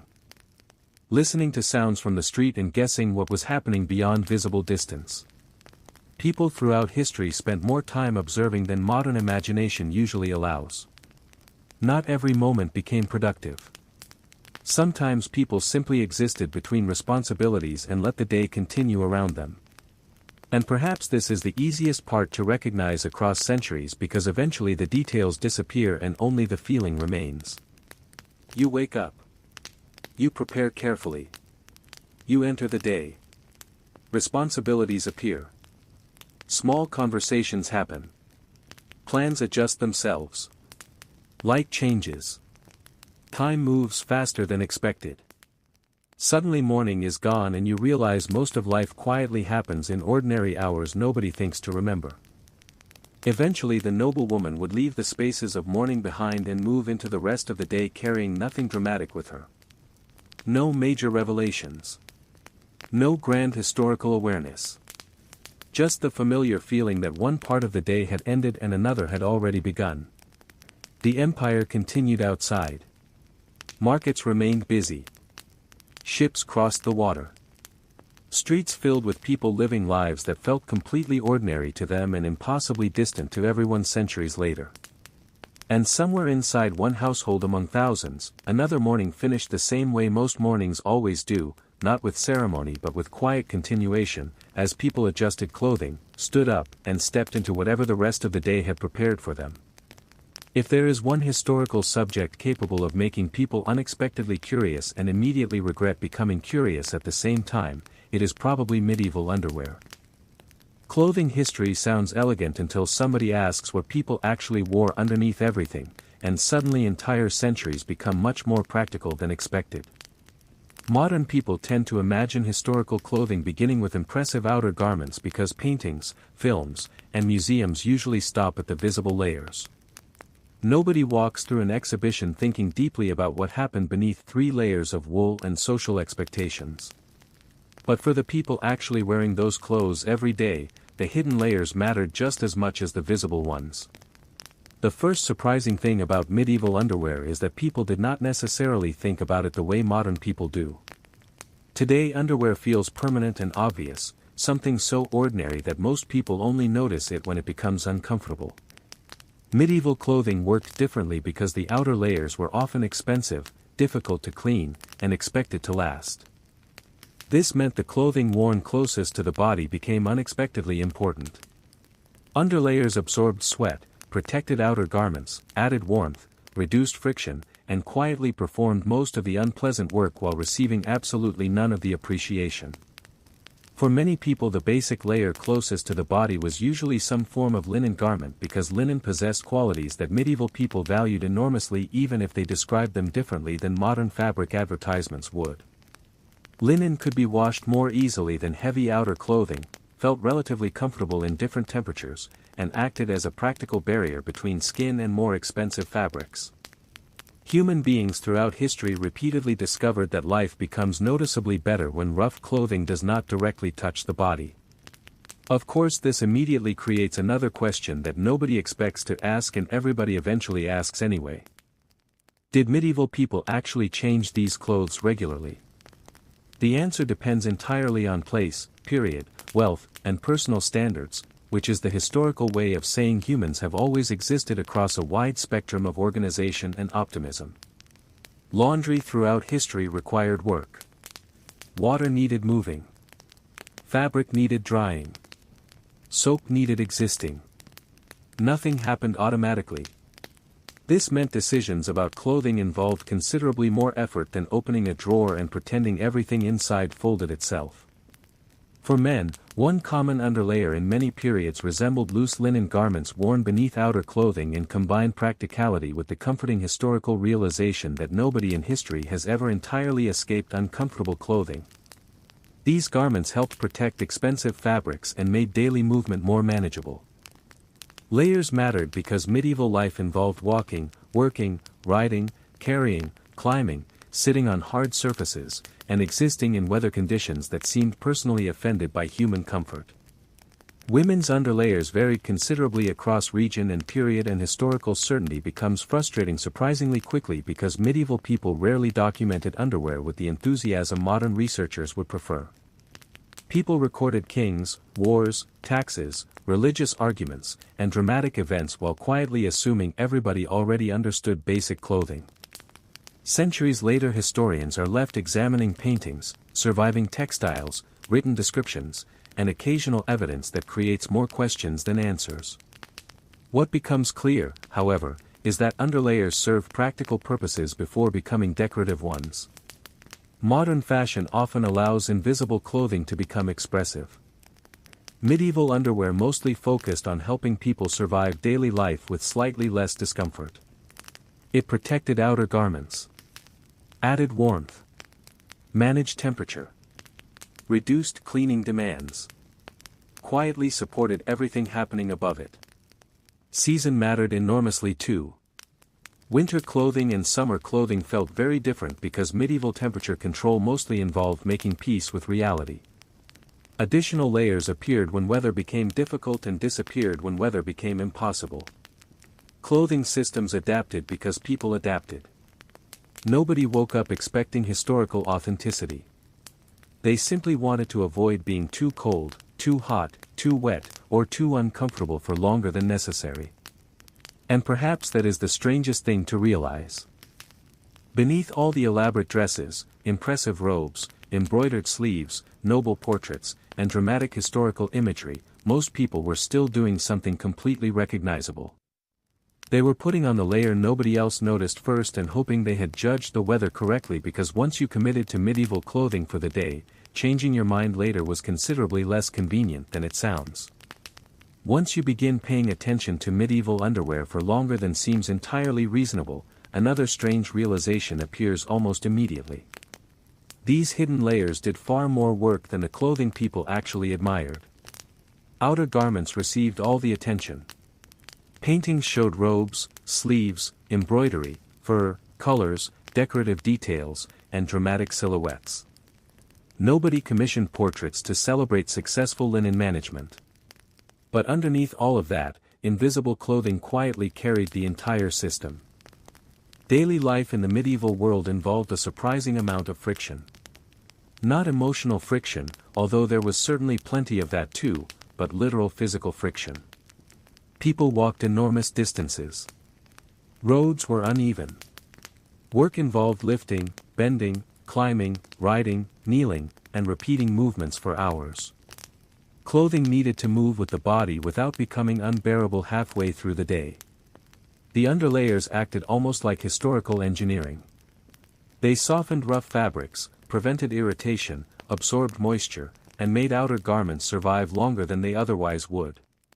This becomes especially noticeable once weather enters the situation, because medieval weather appears to have treated comfort as a personal insult. Houses were colder. Streets were wetter. Heating remained inconsistent. Outer garments helped, but warmth often depended on layers trapping air and creating barriers between skin and environment. The hidden clothing became part of survival rather than decoration. Modern people sometimes underestimate how much of historical life involved simply managing temperature while pretending everything felt normal.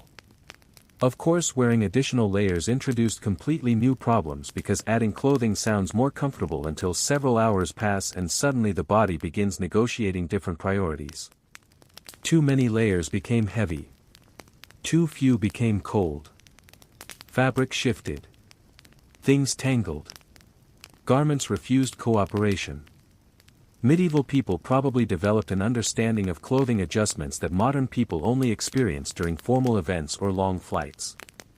Laundry made all of this more complicated. Modern clothing creates the comforting illusion that cleaning happens automatically somewhere between inconvenience and forgetfulness. Medieval laundry required planning. Water had to be collected and heated. Fabric had to be scrubbed, rinsed, dried, stored, and protected.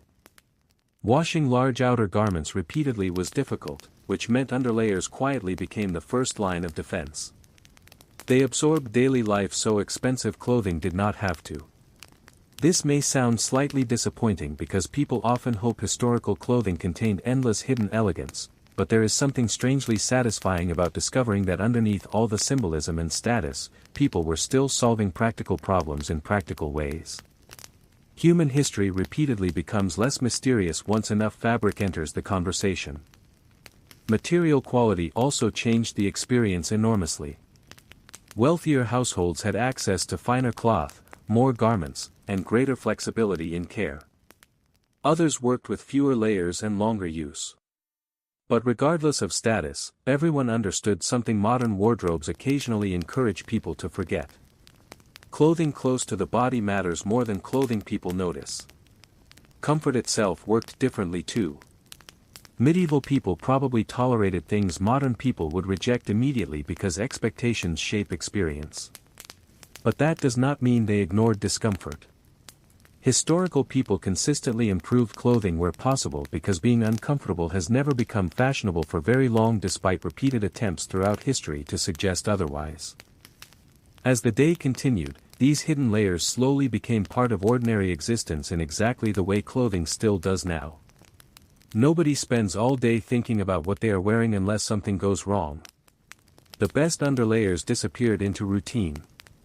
People worked, traveled, talked, carried things, sat too long, stood too long, and moved through life mostly unaware of the fabric, making all of that more manageable.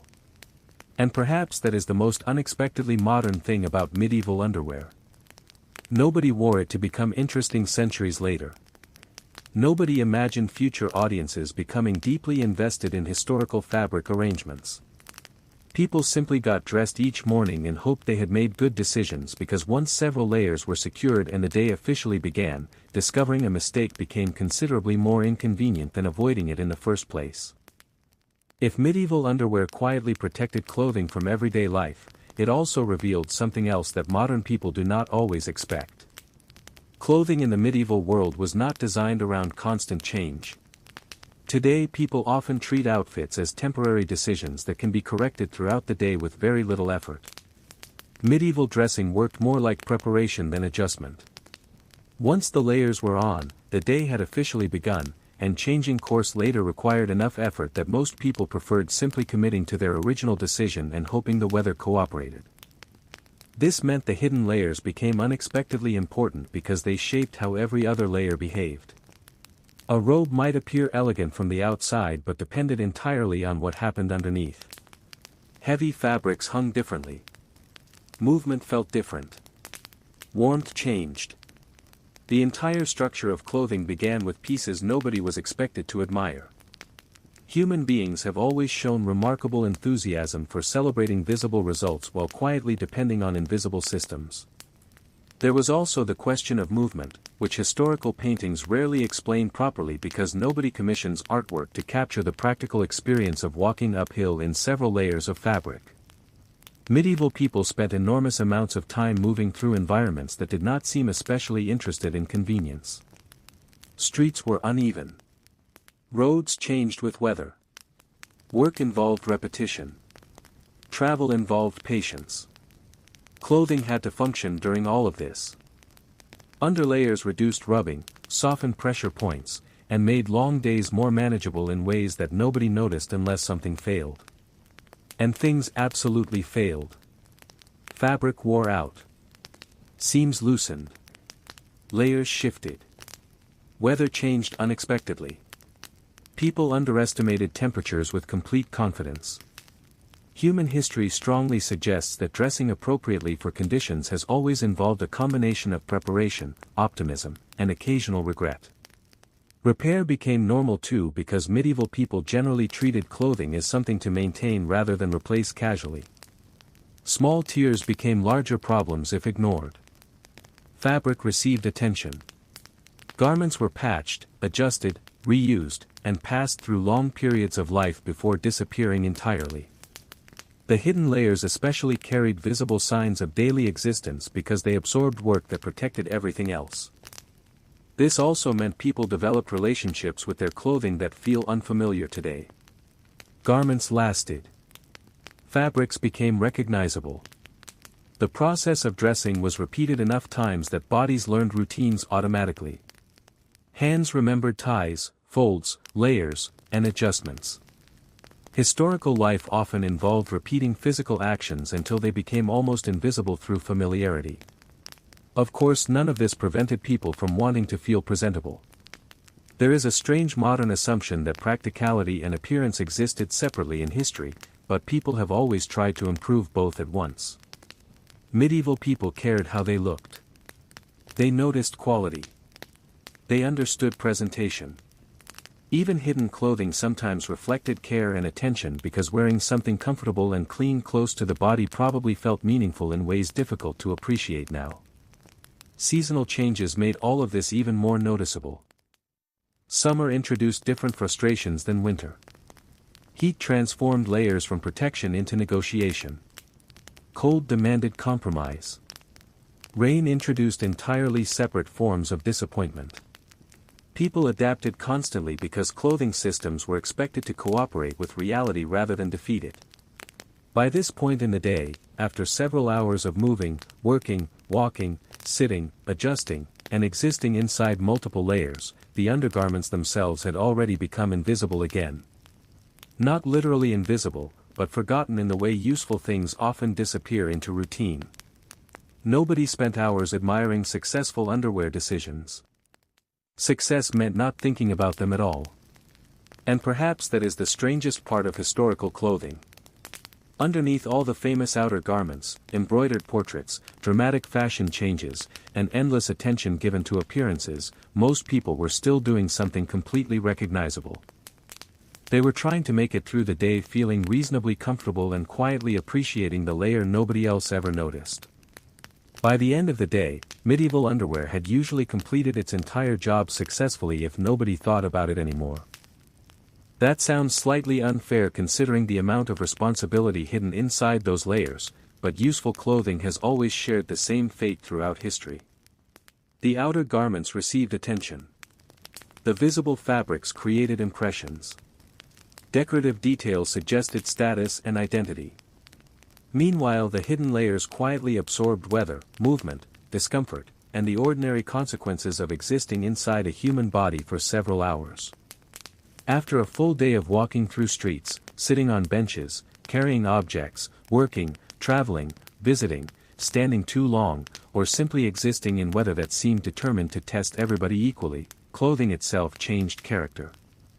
Freshly dressed confidence slowly became practical endurance. Fabric settled differently.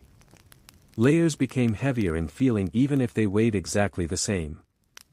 Historical life involved spending long periods wearing the same clothing continuously in ways that modern people rarely experience outside unusually long days. Returning home created another part of the routine that historical paintings almost never show because there is nothing particularly dramatic about removing clothing slowly while feeling increasingly aware of every layer. Yet this may have been one of the most satisfying moments of the entire day. Outer garments came off first. Belts loosened. Fastenings disappeared. Weight reduced gradually. Underlayers remained for longer because they were the final practical barrier between the body and the world. Human beings across centuries have consistently discovered that removing uncomfortable layers feels strangely symbolic even when the day itself was not especially difficult. This was also the moment people noticed what clothing had endured. Dust appeared. Small wrinkles appeared. Fabric showed movement and time. Clothing carried evidence of the day in ways modern wardrobes often hide more successfully. Medieval life happened directly on clothes. Streets remained on clothes. Work remained on clothes. Weather remained on clothes. Underlayers existed partly to make sure those traces reached expensive garments less aggressively. Cleaning and storing clothing became part of maintaining ordinary life rather than occasional organization. Garments were aired, folded, checked, hung where possible. Repairs quietly entered future plans. Medieval households developed systems around fabric because clothing represented investment. Even people with fewer possessions understood the value of protecting garments because replacing them required time, materials, labor, and patience. There was also something unexpectedly personal about hidden clothing. Outer garments belonged partly to the world because people saw them. Underlayers belonged more closely to daily experience. They shaped comfort privately. Nobody admired them. Nobody complimented them. Yet they influenced mood, movement, warmth, and ordinary quality of life in ways that remained almost invisible. Perhaps this explains why historical clothing becomes more interesting the closer you look. At a distance, history appears elegant and dramatic. Up close, it becomes practical and human. Underneath robes, embroidered sleeves, noble portraits, and carefully painted scenes were ordinary people making ordinary decisions. They worried about weather. They adjusted layers. They regretted clothing choices. They appreciated comfort. They hoped fabrics behaved properly for one more day.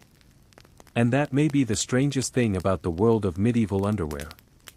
It turns out the hidden layers reveal more about real life than the famous ones ever could. Because while outer clothing told people who you appeared to be, the invisible layers quietly determined how comfortable you felt becoming that person. So after all the castles, the dramatic sleeves, the elaborate dresses, the expensive fabrics, and the endless historical imagination, medieval people still ended their days in a way that feels completely recognizable. They removed their layers one at a time, looked at the clothing that somehow survived another day, and hoped tomorrow's weather would make better decisions. If you wanted to understand wealth, status, ambition, survival, vanity, weather, trade, and approximately half of human civilization all at once, there were worse places to stand than inside the workshop of a medieval tailor and cloth merchant. Modern people often imagine medieval life as dominated by kings, battles, castles, and dramatic speeches delivered from balconies, but most ordinary life depended on quieter professions. Few things shaped daily existence more consistently than cloth because cloth followed people everywhere. People slept in it, worked in it, traveled in it, celebrated in it, inherited it, repaired it, worried about it, and occasionally spent unreasonable amounts of money trying to impress other people with it. A medieval tailor and cloth merchant lived directly inside this world. Unlike farmers who worked with seasons or blacksmiths who worked with metal, cloth workers existed inside a business built around constant human dissatisfaction. Nobody ever permanently solved clothing. People needed repairs. Children grew. Fashion changed. Weather behaved unpredictably. Fabric wore out. Social expectations quietly evolved. There was always another customer somewhere convinced one more adjustment would finally make life easier. Morning usually began before customers arrived because cloth itself demanded preparation long before anybody started discussing measurements. Workshops opened gradually. Windows were uncovered. Work surfaces cleared. Folded fabrics brought out and arranged. Tools checked. Orders remembered. Medieval work rarely began dramatically. It began with routines repeated so often they became almost invisible. The workshop itself would probably feel smaller and more crowded than modern imagination expects. Cloth occupied space quickly. Rolls of fabric leaned against walls. Finished work waited for collection. Pieces being altered rested beside unfinished orders.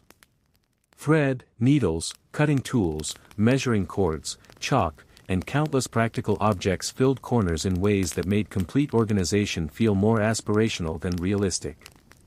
Every trade throughout history appears to eventually collect more materials than available space. Then there was the fabric itself, which carried far more meaning than modern clothing usually does.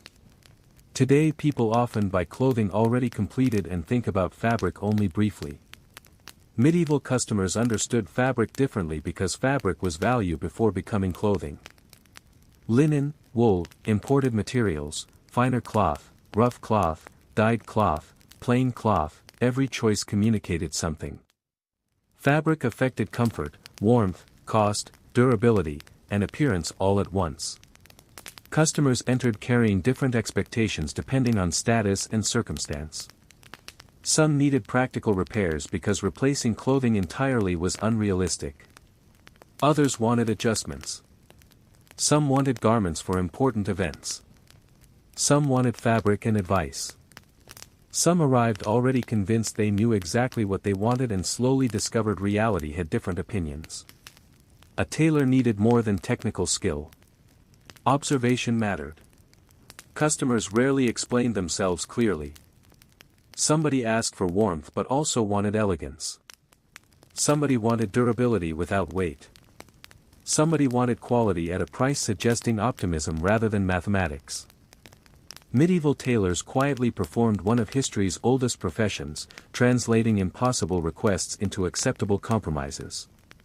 Measuring itself became a kind of social performance. Standing still while another person evaluated proportions, fabric, movement, and construction required trust. Measurements were practical but also personal because clothing sits somewhere between object and identity. Too loose suggested carelessness. Too tight suggested discomfort. Too plain suggested limitations. Too elaborate suggested trying too hard. Tailors existed in the uncomfortable position of helping people become who they wanted to appear to be. Meanwhile, the cloth merchant side of the business added entirely different concerns. Fabric arrived through trade networks stretching farther than many customers ever traveled themselves. Prices changed. Supplies varied. Quality mattered. Merchants watched markets carefully because cloth connected local life to larger worlds. Somewhere far away sheep existed, fields produced fibers, workers processed materials, traders transported goods, and eventually somebody walked into a workshop asking whether this blue looked slightly better than another blue. Conversations filled the day constantly. Customers discussed weddings, weather, neighbors, family plans, festivals, and events because clothing appeared whenever life became important.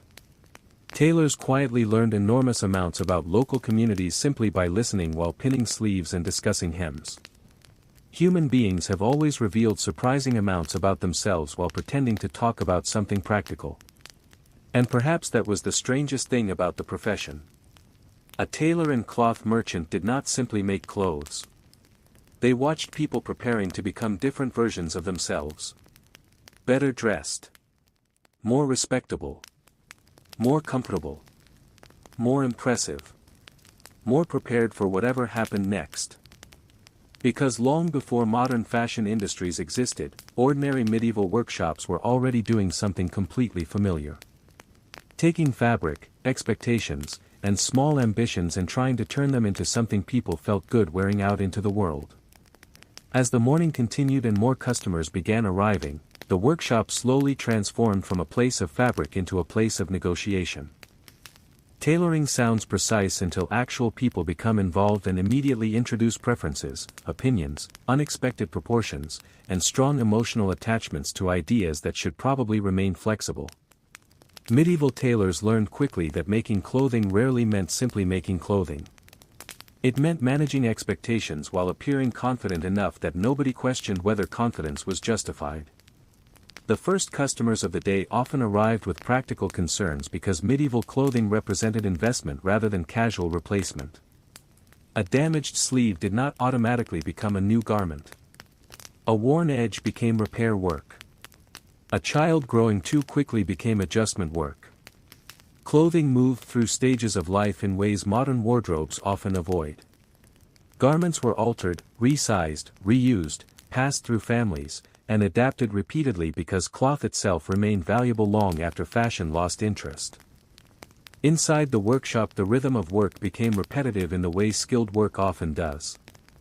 Fabric unfolded across tables. Hands moved automatically through familiar motions. Measuring cord stretched and returned. Chalk marked temporary decisions that slowly became permanent ones. Cutting required attention because mistakes could not simply disappear into replacement fabric without consequences. Every cut carried small amounts of responsibility because cloth represented labor before it ever reached the workshop. Customers rarely stayed silent either. Waiting encouraged conversation and conversation encouraged opinions. Someone explained why a garment absolutely needed changing even though everyone present quietly suspected otherwise. Someone insisted the weather had become unpredictable and therefore required entirely new clothing decisions. Someone wanted to appear respectable without appearing too wealthy because history repeatedly demonstrates that people enjoy status right up until it becomes socially inconvenient. The tailor listened because listening improved business. Clothing requests often revealed information customers did not realize they were sharing. Upcoming celebrations created demand. Family changes created demand. Economic worries created different demand. Tailors became accidental observers of local life because fabric appeared at almost every important moment. Weddings required cloth. Travel required cloth. Seasonal changes required cloth. Even trying to look like nothing important was happening usually required cloth. Meanwhile, the merchant side of the workshop remained quietly alert. Cloth itself moved according to forces larger than the town. Prices shifted. Supply changed. Trade routes created opportunities and frustrations. Imported fabrics carried stories even when nobody described them that way. Customers touching cloth sometimes handled materials that had crossed enormous distances before arriving folded neatly on a wooden table. Medieval life often looked local while secretly depending on invisible connections extending far beyond visible horizons. Color created entirely separate discussions because people have always treated color with far more seriousness than logic occasionally justifies. Certain shades carried associations. Some looked expensive. Some hid where better. Some appeared appropriate for one situation and questionable for another. Customers evaluated color with complete confidence and then immediately asked for reassurance from the person standing closest. Then came fittings, which introduced a unique historical experience involving standing still while another person quietly studies how clothing behaves around your body. Tailors adjusted fabric, observed movement, checked balance, and tried to predict how garments would feel during actual use rather than ideal conditions. Good clothing was not only appearance. It had to survive sitting, walking, weather, work, and ordinary human decisions. Apprentices and assistants often moved through all of this absorbing skills indirectly because tailoring required more than instructions. Observation mattered. Experience mattered. Learning happened through repetition and correction rather than sudden mastery. Workshops taught patience because cloth rarely rewarded rushing. By midday the room would already carry visible signs of activity. Fabric no longer looked perfectly arranged. Orders accumulated. Threads appeared where nobody wanted them. Conversations overlapped. The workshop became slightly warmer and slightly less organized than earlier while somehow continuing to function. Historical workplaces often looked closer to controlled persistence than perfect order. And somewhere in the middle of measurements, repairs, folded cloth, repeated conversations, and practical compromises, the tailor and cloth merchant continued doing something strangely recognizable. Helping people prepare themselves for ordinary life while quietly understanding that no matter how much clothing changed, customers would always return believing one more adjustment might finally make everything fit properly. By the middle of the day the workshop stopped feeling like a place where clothes were made and started feeling more like a place where half the town quietly passed through. This was one of the strange things about working with cloth. People rarely visited only because they needed fabric. They arrived carrying situations. A wedding became measurements. A journey became stronger stitching. A child growing unexpectedly fast became altered sleeves. A family trying to appear more successful became slightly better material than they could comfortably afford. Clothing translated ordinary life into visible form, and the tailor existed somewhere in the middle converting events into seams and expectations into practical decisions. The workshop itself changed throughout the day in ways that nobody inside probably noticed anymore. Fabric that looked carefully arranged in the morning slowly became folded differently, unfolded again, moved, stacked, measured, and partially transformed into unfinished work. Tables collected small evidence of activity. Threads appeared in impossible places. Scraps accumulated with quiet determination. Tools migrated away from where they belonged despite everyone being certain they had left them correctly. Every workplace throughout history eventually developed systems that only make sense to the people working there. Customers continued arriving with entirely reasonable requests that became less reasonable once details appeared. Someone wanted clothing that looked expensive but not noticeably expensive. Someone wanted something durable that still moved elegantly. Someone wanted to prepare for colder weather while insisting they never really felt cold. Human beings have always approached clothing with a combination of practicality and optimism that occasionally ignored physics. A good tailor learned to answer these requests carefully because making clothing involved social skill almost as much as technical ability. Too much honesty created problems. Too much agreement created different problems. Customers rarely wanted impossible things explained as impossible. They wanted impossible things adjusted slightly until they became achievable enough to feel satisfying. The cloth merchant side of the workshop carried different concerns entirely. Every roll of fabric represented decisions already made before customers ever arrived. Materials had been selected, purchased, transported, stored, protected, and priced. Cloth connected ordinary people to enormous systems they rarely thought about. Sheep somewhere became wool. Fields somewhere became fibers. Workers somewhere dyed fabric. Traders moved goods across difficult distances. Then eventually someone entered the workshop and spent 10 minutes deciding between two nearly identical shades while speaking with complete confidence. Touch mattered enormously. Customers handled fabric constantly. People pressed cloth between fingers. Lifted corners. Checked weight. Compared textures. Looked at colors under changing light. History often appears visual in paintings, but daily life depended just as much on touch. People wanted to know how clothing would feel because once made, garments stayed with them for a long time. Apprentices spent much of this period learning indirectly.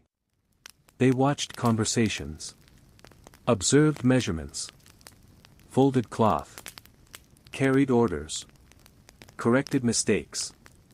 They discovered that tailoring involved patience more than speed and that cloth punished unnecessary confidence immediately. Learning a trade meant slowly becoming the kind of person who could recognize problems before they appeared. Outside the workshop the town continued moving. Markets remained busy. Weather changed. Bells marked time. People crossed streets carrying baskets, news, plans, and concerns. Some passed the workshop without entering. Others paused at windows. Cloth businesses occupied a strange place because everybody needed them eventually, even if nobody wanted to think about that too often. By now the tailor had already heard enough conversations to understand the mood of the town better than many people officially responsible for understanding it. Prosperous periods changed requests. Difficult periods changed requests differently. Clothing quietly recorded economic confidence in ways statistics never could. When people felt secure, they chose details. When people worried, they chose practicality. And perhaps that was the hidden skill of the profession. Tailors and cloth merchants were not simply making garments. They were reading people while pretending to measure fabric, watching lives change through sleeves, collars, repairs, and careful adjustments, quietly understanding that most customers never came looking for cloth alone.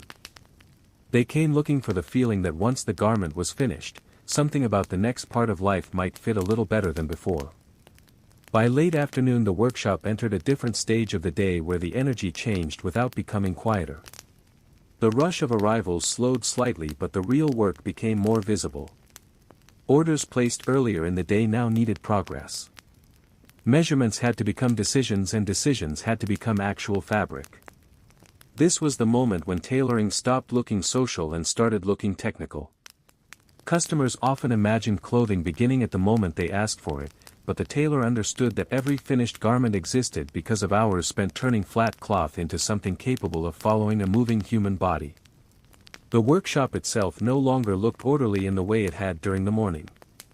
Fabric rolls leaned at slightly unreasonable angles.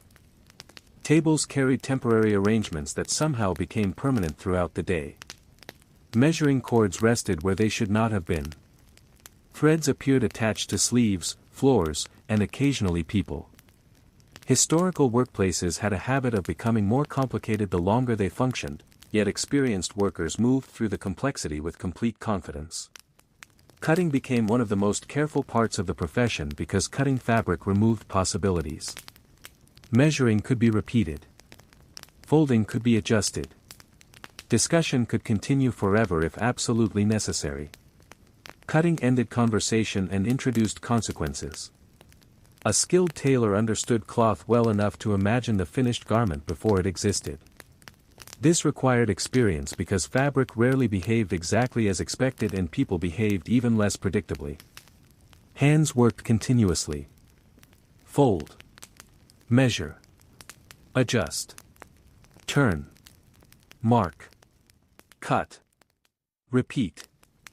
Not dramatically and not quickly in the way films usually show skilled labor, but steadily.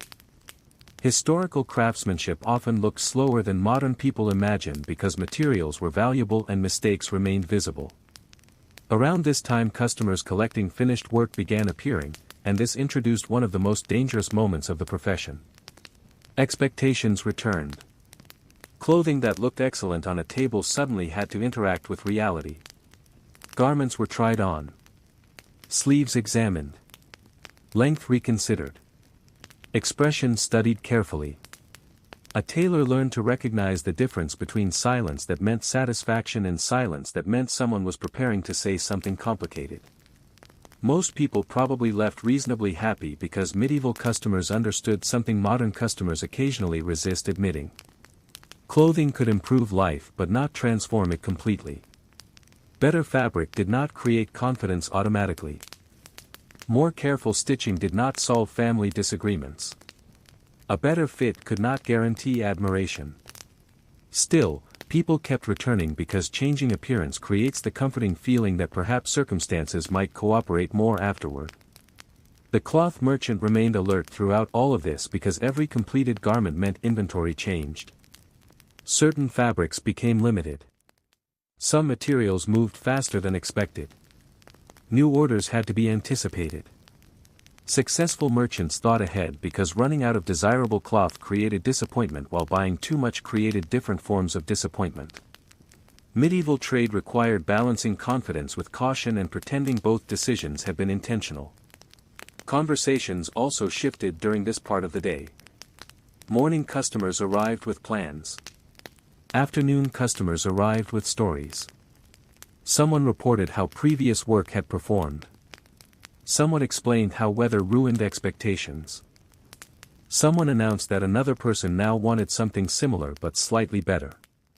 Human beings have always demonstrated extraordinary commitment to making clothing comparisons sound entirely accidental. Apprentices continued learning quietly. By this stage they had watched enough interactions to realize the profession involved reading people almost as much as reading fabric. Technical skill mattered, but understanding what customers actually wanted often mattered more. Clothing requests were rarely literal. Warmth sometimes meant security. Quality sometimes meant recognition. Simplicity sometimes meant affordability explained politely. Outside the workshop the day slowly moved toward evening. Light changed again and altered colors inside the room. Fabrics looked slightly different. Shadows softened details. Streets became busier in some directions and quieter in others. People hurried home carrying purchases, news, plans, and unfinished thoughts. Somewhere nearby another workshop was ending its own day with exactly the same mixture of order, disorder, and determination. And inside the tailor's workshop, surrounded by folded cloth, unfinished garments, repeated measurements, and ordinary conversations, the profession continued doing something unexpectedly human. Taking pieces of material and trying to shape them into versions of life that people hoped would fit better tomorrow than they had today. By the time evening finally reached the workshop, the entire space began showing quiet signs that another day had passed through it successfully. Not dramatically. Not in ways anyone would remember individually. But in the small changes that appear whenever work fills enough hours. Fabric no longer sat exactly where it had begun. Orders had moved from ideas into unfinished garments. Finished pieces waited to leave. Scraps collected in corners with unreasonable confidence. Tools rested in places nobody intended but everybody somehow understood. The last customers of the day often arrived differently from the earlier ones. Morning customers tended to carry plans while evening customers carried urgency. Something was needed sooner than expected. A garment suddenly mattered because an event appeared. A repair became important because tomorrow arrived inconveniently fast. Human beings throughout history have remained remarkably consistent in discovering responsibilities slightly later than ideal and hoping skilled workers can somehow reorganize reality. The tailor listened because saying no too quickly rarely improved business and saying yes too quickly created entirely different problems. Experience taught careful optimism. Perhaps something could be adjusted. Perhaps another order could move slightly. Perhaps enough cloth remained. Medieval workshops quietly survived through small negotiations between possibility and exhaustion. Around this hour the room itself changed character. Daylight became softer and less useful. Fabrics lost some of their certainty because colors behave differently once light begins disappearing. Tasks requiring precision became slower. Conversations became calmer. People who remained inside already understood that the day was ending whether work agreed or not. Finished garments waiting for collection created one of the strangest sights in the workshop. Hanging quietly, they looked complete and confident in ways unfinished fabric never did. Yet each one represented hours of invisible decisions. Measurements corrected. Seams adjusted. Material selected. Mistakes avoided or hidden successfully. Customers would eventually wear them and probably forget most of that effort immediately, which is one of the strange conditions of good craftsmanship. The better the work, the less people think about it afterward. The merchant side of the profession now became more reflective. Cloth remaining in storage was checked. Supplies considered. Future orders imagined. Successful merchants understood that tomorrow's problems often began today. Enough material for expected demand. Enough variety. Enough quality. Not too much optimism. Not too much caution. Medieval trade looked simple from outside and complicated from inside, which may describe most professions throughout history. Apprentices finished smaller tasks and cleaned gradually while absorbing lessons nobody explained directly. How to fold properly. How to protect cloth. How to recognize useful habits. How to notice details before they become expensive. Learning a trade often meant repeating ordinary actions until they slowly turned into instincts. As the workshop quieted further, there was finally time to notice something that disappeared during busy hours. Cloth was everywhere. Not finished clothing. Just cloth. Flat pieces of possibility waiting to become something else. A wedding. Winter warmth. A journey. Daily work. A celebration. An attempt to appear wealthier than reality allowed. Fabric sat quietly carrying futures nobody had cut into shape yet. Outside, the town continued moving into evening. Market stalls closed.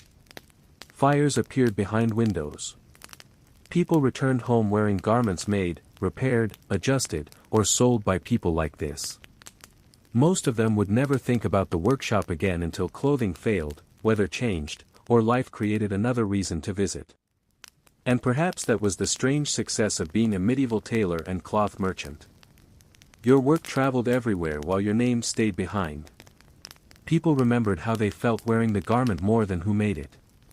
They remembered warmth, comfort, confidence, respectability. They remembered stepping into important moments dressed correctly and assuming everything had simply worked. Then the workshop doors closed. Fabric rested. The measuring cords remained where they would be found tomorrow. Another day disappeared into ordinary history. And somewhere in a medieval town, before the sun returned and before customers arrived with fresh opinions about sleeves and weather and social expectations, a tailor and cloth merchant went home knowing that tomorrow people would once again arrive carrying their lives folded into requests for cloth, hoping one more careful adjustment might make the world fit slightly better than it did today.